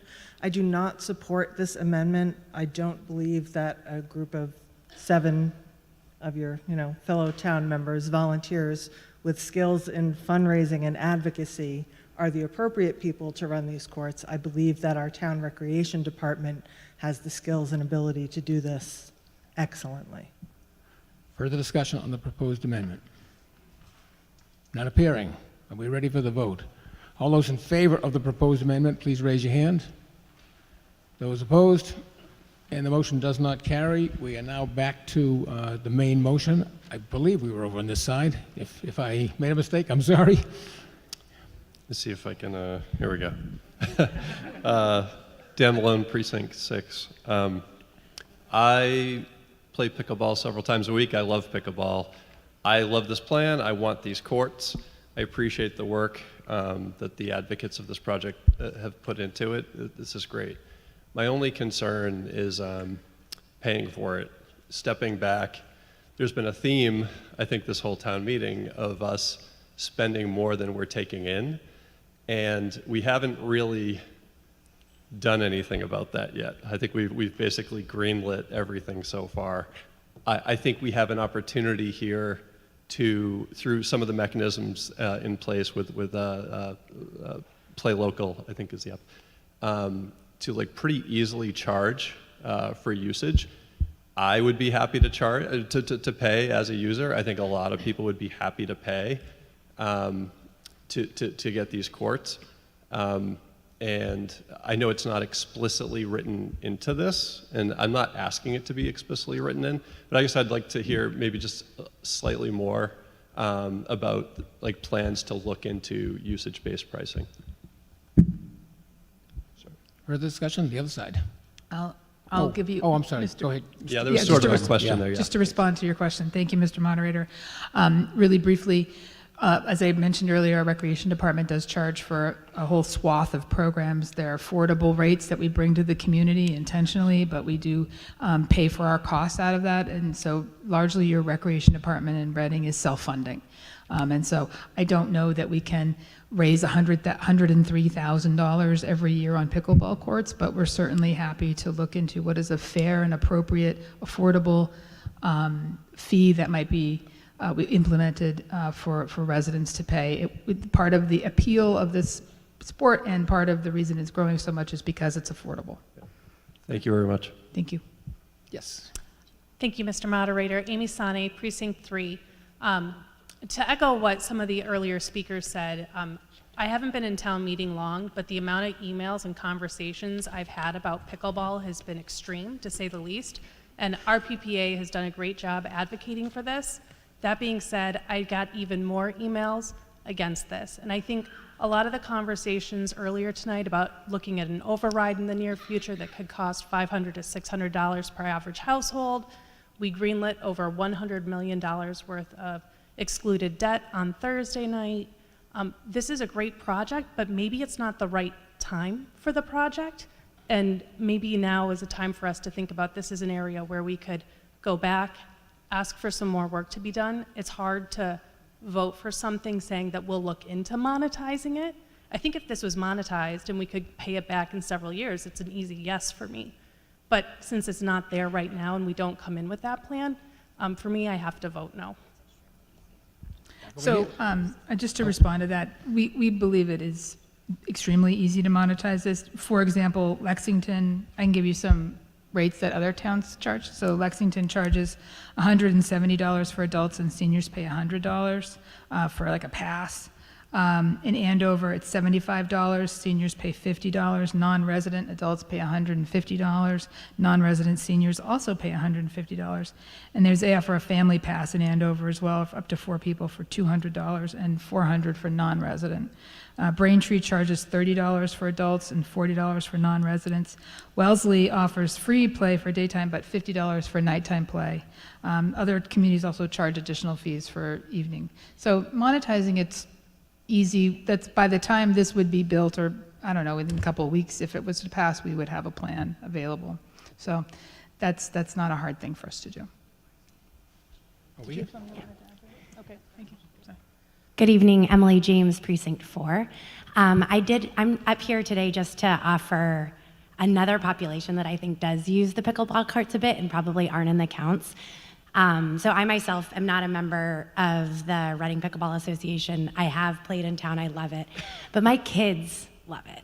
And I think one thing that I've found in pickleball is that as I sit on the sidelines of a lot of games and I'm not interacting with my kids in an athletic way, what pickleball allows is for the 5 of us to rotate around a court, but to be able to go out and remain active together as a family. The other way that we do this is often driving to other towns with our bikes to go on the bike pass that we don't have here in Reading, which I would love, but I realize is not up as a project today. But I think for me, it is just a wonderful way for us as a family to stay active. And I would encourage others who are looking for that. I can't compete on the basketball courts with my kids anymore. Honestly, I never could, but I can compete on a pickleball court, and it's a lot of fun for us. And then I will say, and I'll get emotional saying this, but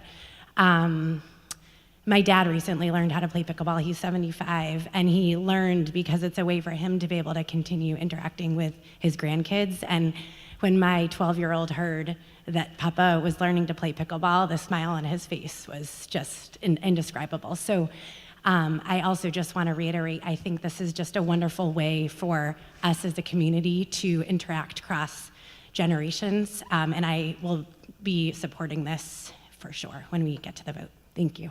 Thank you. Mr. Wise? Thank you, Mr. Moderator. Tom Wise, Precinct 4. I came up here with a different intention, but I'll add my first intention, which is... Speak into the mic. Yeah, I'm sorry. I got to raise this thing up. But It seems to work for some people. The joy that people have, regardless of age, Emily just hit it. You know, it's really something, if you have not experienced, I would encourage you to figure out how to experience it, right? It's just different. We don't argue about people building basketball courts or tennis courts. If you drive around parks, they're not used. We're sitting here arguing about people playing on a pickleball court that is constantly used. So that's one thing. What I'm hearing, though, I think it's most important from my perspective that we get this passed. I'm a big pro in favor of this. What I'm hearing, though, is hesitancy around the room about the funding of it, right? And I'll also say that I'm taking a bit of a leap, and the RPPA can tell me I'm wrong, but they've already thrown a bunch of money towards this, so I don't think it's going to be the end of the world if we somehow figure out a way that there is some sort of fee applied to play, whether what Jane just put out, whether it's per play or something else along those lines. So Jackie, in your inbox is a motion to that end, to put at the end of this motion, and it says, semicolon after town manager, subject also to the town of Reading to implement a court scheduling payment scheme for both residents and non-residents to pay for our cost out of to generate offsetting revenue. We can work the language appropriately, but if you don't have it, then I can bring it to you as well. Yeah, we would need that exact wording.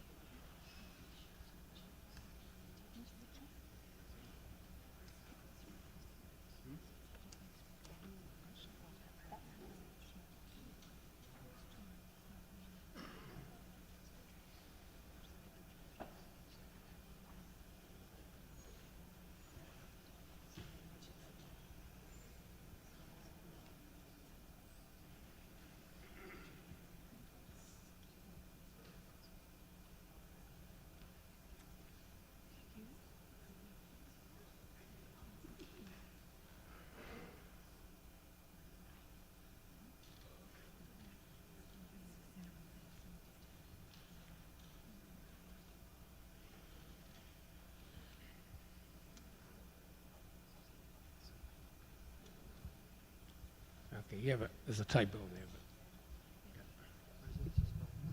So the language can be cleaned up, and I'll take a friendly amendment to clean up the language if people are so inclined. But I think the intent here is... First of all, is there a second? Yes. Second, okay. Second. Yes. Looks like a pretty heavy second, so that's good. But the intent here is to figure out with this motion, not maybe, not what if, but that we do figure out a way to do it.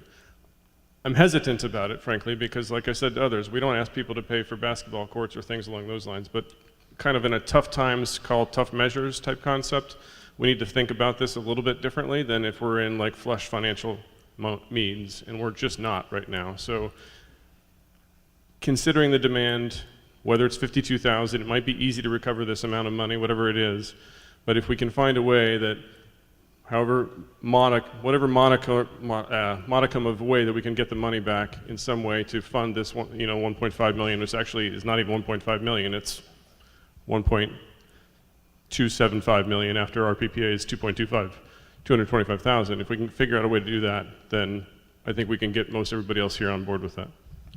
Okay, again, I ask that we keep the order, but we are now speaking to the amendment. Is there a discussion on the amendment? Mr. Arena? I'd like to make a friendly wordsmithing amendment. After the phrase non-residents, if you would strike the words to pay for our cost out of, strike all of that,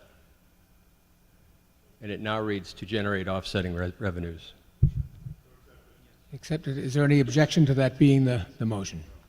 None appearing. Okay. Point of order, can you just define offsetting revenues? Does that mean sustainability? Does that mean for the capital plan? Mr. Arena? I believe the intent would be to generate revenues out of the activity that would reimburse the town for the capital it put forth. Over time, it would pay for it and then some. So it's to offset the original investment. The mechanism by which it would flow into the town, I'll leave to the town accountant, but the intent here is to basically repay the capital investment. Okay, further discussion on the proposed amendment. Ms. Hillary? Thank you, Mr. Moderator. Jennifer Hillary, Precinct 4. One of the concerns that I was going to raise in line is regarding this idea of a payment scheme. And Ms. Wellman alluded to the fact that any payment scheme would be one that is conscious of the accessibility of this sport. And it truly is a sport that you can go buy a pickleball racket at Five Below for $5. So I would be inclined to support this if Mr. Wise would accept another friendly amendment that might be something, would be a payment scheme for both residents and non-residents that is conscious of maintaining the accessibility of this sport. If you have language, I'm all for it, because I think the intention is clear, right? We're just trying to recover, in essence, the 1.275 million that's left. However we do that, it doesn't even say it has to happen immediately either, right? So, and it's why it's somewhat of a payment scheme. So there's a little bit of freedom there for the town to do that, but your intent, Jennifer, I'm behind, right? We're not talking about while this does span multiple age ranges, some of the people that this is targeting do not have a ton of extra money. So whatever we can do to address the equity side of it, I'm on board with. Ms. Hillary, do you have particular language? Perhaps I would suggest implementing an equitable court scheduling payment scheme. Equitable? Is that acceptable to Mr. Wise? Well, I know what equitable is. I think I'm hearing some rumors that equitable is undefined in terms of how you address that. So Then I'll go back. Oh, go ahead, Mr. Wise. No, go I'm ahead sorry. if you have a better idea. My original friendly amendment was comma after non-residents. That is conscious of maintaining the accessibility of this sport.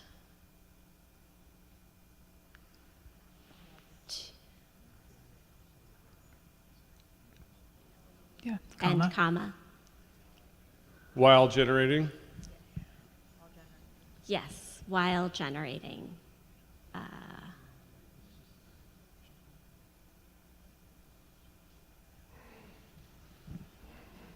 I'm good with that. Is there any objection to that being the new proposed amendment? None appearing. Okay. Further discussion on the proposed amendment? Yes. Thank you, Mr. Moderator. Jesse Arnold, Precinct 6. I would offer a friendly amendment to Mr. Wise's amendment in changing the wording from, so instead of Town of Reading to implement, to change it to implementing a court scheduling payment, and change the word scheme to system. No. As the bylaw chair, is that what you're saying? You're I spent a lot trumping of me? time, yes. I didn't think I could get up here and say that part, but yes, I So spent a lot of time with words. So take the word "to" out from Town of Reading to implementing. right. Just say Town of Reading No, implementing. no, at the end of the Town of Reading. No. After the words Town of Reading, the word to. Yes, that one Yeah, right there. yeah. So again, I'll accept that as a friendly amendment. And there was another change too. Scheme. She got it. Oh, She you got got it both. that. Okay, Yeah, good. they're Okay. both there. That's okay with you? Is it Yes, sir. okay with everyone else? Okay. Further discussion on the proposed amendment? Yes, Ms. Snodoxer? I just want to clarify that when I look at this amendment, it shouldn't just be to pay back the capital, it should be for sustainability of the courts as well. There are going to be costs coming up, and so I don't envision the fees to stop if we raise the $1.5 million. I think that the fees would be ongoing and help to pay for any repairs and I will wait to ask my question about the alternatives, the alternate views of this, but it relates to that as well. I think the funds would come into the revolving account, to the recreation revolving account is where they would end up going when they're collected through Play Local. And would they only be applied for the pickleball courts, or would they go towards the sustainability of the recreation courts, playgrounds? Because $200,000, no, sorry, $100,000 of the money is coming from the recreation department. We can only use revolving fund accounts for general maintenance. So Not for it capital, wouldn't go to a new capital investment. It wouldn't necessarily go directly to the debt service for this project, but it would come back to the town still. Okay. If that makes sense. Thank you. Ms. Binda on the amendment? Yes. Angela Binda, Precinct 5. I like the idea of this, but I thought that it was illegal to charge money to pay for capital projects. It's not illegal to charge a fee to play on the courts. So that would be what this would be tantamount to, and we would collect those fees through the revolving fund. And they could not go to the debt service, as Ms. Angstrom said, that we would be following up on, but the money would flow through the recreation revolving fund to pay for general maintenance and other things that we normally do for our playgrounds and fields and so forth. So then again, it would go to the sustainability of lots of things, but it would not go to, you couldn't pay back the capital with it. Specifically, correct, but it would be in perpetuity by this language. Okay. It wouldn't end when the revolving fund recaptured a certain number. Okay, but so just everybody is clear on that. It's not to go to pay back for the capital, it's sustainability of recreation. We can't make that switch. The town council has a comment? Am I getting it wrong? That was correct. Ethan Dively, Town Council. Just to remind town meeting members, this is a borrowing article, and I do have some fairly substantial legal concerns, both that this would be a provision attached to a borrowing for $1.5 million that has not been reviewed by bond counsel and is more or less being made subject to an open-ended obligation to create a program to collect revenues. I think, as we've discussed, there are certainly ways to do this. I would be much more comfortable with the legality of this proposal if it was, detached from the borrowing component of this project. For example, taken up at a future town meeting to direct the creation of a fund to receive these kinds of monies directly, but not, as contingent on, the appropriation of $1.5 million in borrowing. Further discussion on the proposed amendment? Yes. Eileen Manning, Precinct 5. I'd like to propose another amendment to this to change court scheduling payment system to include other funding sources. Are you talking about changing the proposed Changing amendment? the wording here, instead of saying court scheduling payment system, to be a little bit broader and include things like if there were tournaments run there, if there were lessons run there, other fundraising opportunities that could help fund this, as opposed to just specifically a cost for the court.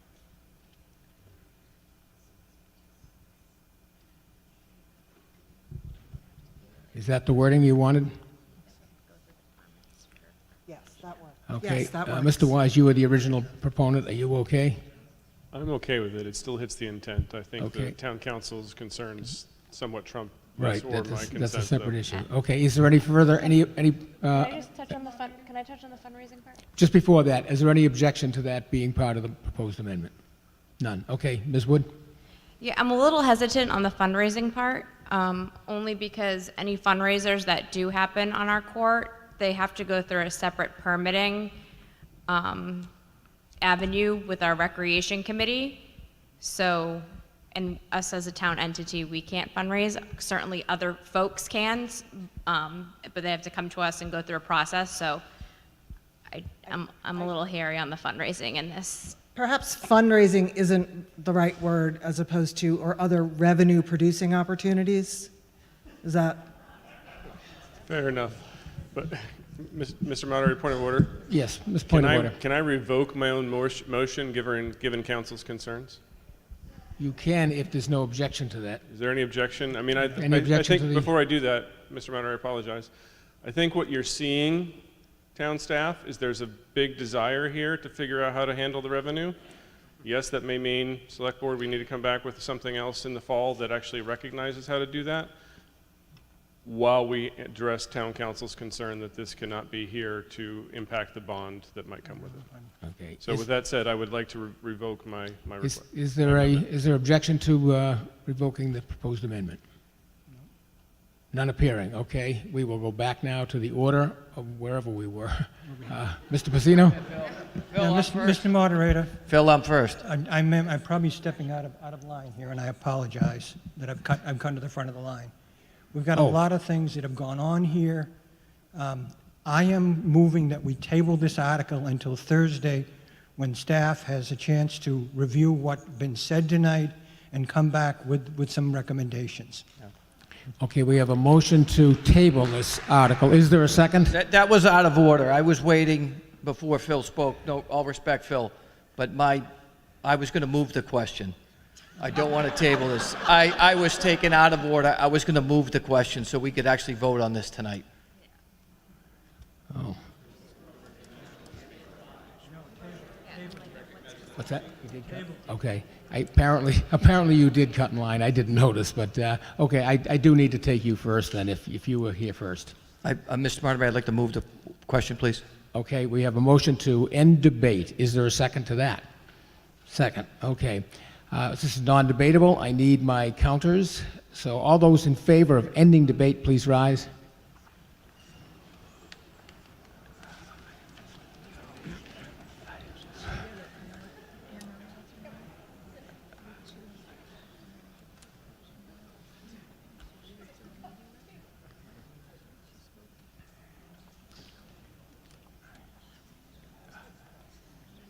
$18. 18.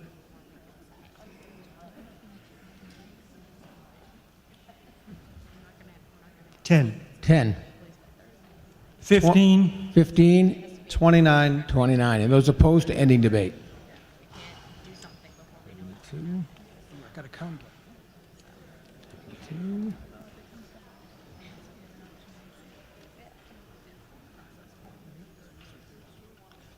9. 9.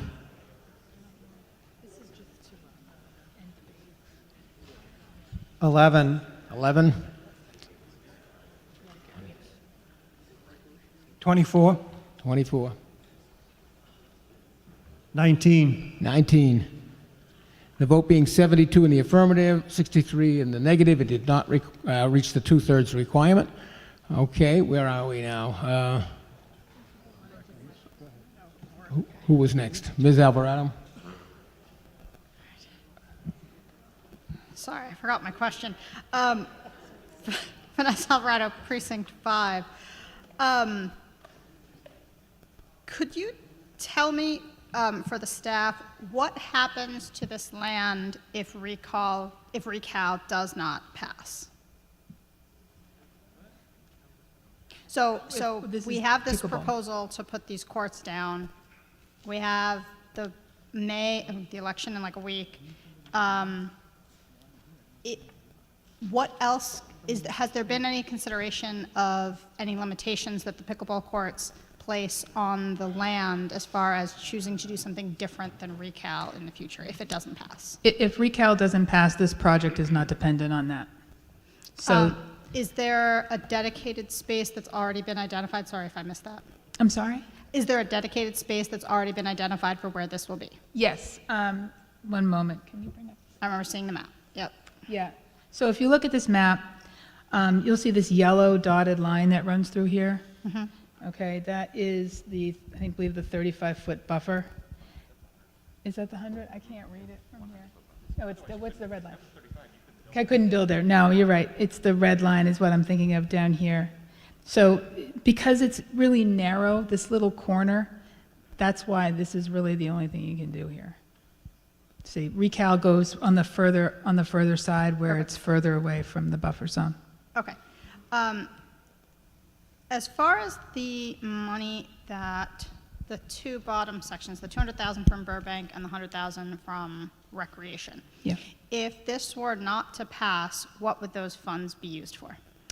The $200,000 from Burbank would stay in the Burbank fund. There has not been any other proposed expenditure from that account. Currently, the balance is just over $400,000.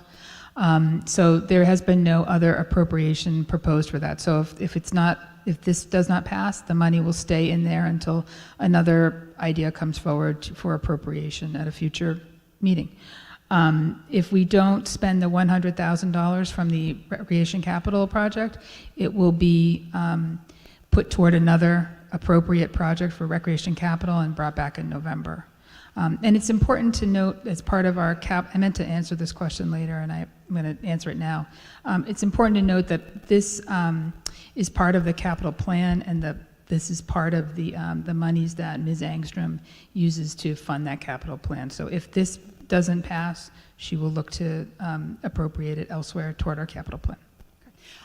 Do you know if there is any history of the Burbank Fund donating such a generous amount to any other sports or recreation facility? So in town? this is not donated by Burbank Arena. These funds are not appropriated by Burbank at all. Let me rephrase that. Sorry, let me rephrase that. What else has the Burbank Fund been used for in the last few years? It hasn't been used for anything in the last few years. Previously, it was used in our operating budget, but once the amounts became varied over time, it was taken out because it's not a responsible use of operating funds. So Ms. Angstrom has left those funds in that account, and they have accumulated over time. So it has not been used for anything since operating. Is that correct? Yeah, that's correct. Okay. I guess I'm struggling to understand why such a large amount has been chosen to be given to this particular project as opposed to other facilities. I mean, we had a massive discussion earlier in town meeting about Turf 2. So is there a reason why it was allocated here but never, or this year not for something else? I can't speak to any other previous project or why it wasn't tapped for a previous project. So it was mentioned in a meeting that this might be a source of alternative funds as an opportunity to reduce the amount of borrowing, and so we explored that, and that is why we brought it forward to you. Given all of the significant expenses that we have coming up, I'll be honest, I'm really struggling to justify this expense, especially considering we don't know if Recal is going to pass in May. I certainly hope it does. I'll be voting for it. But I just can't support this. Thank you. Just the other side. Yes, thank you, Mr. Moderator. Doug Bruce, Precinct 3.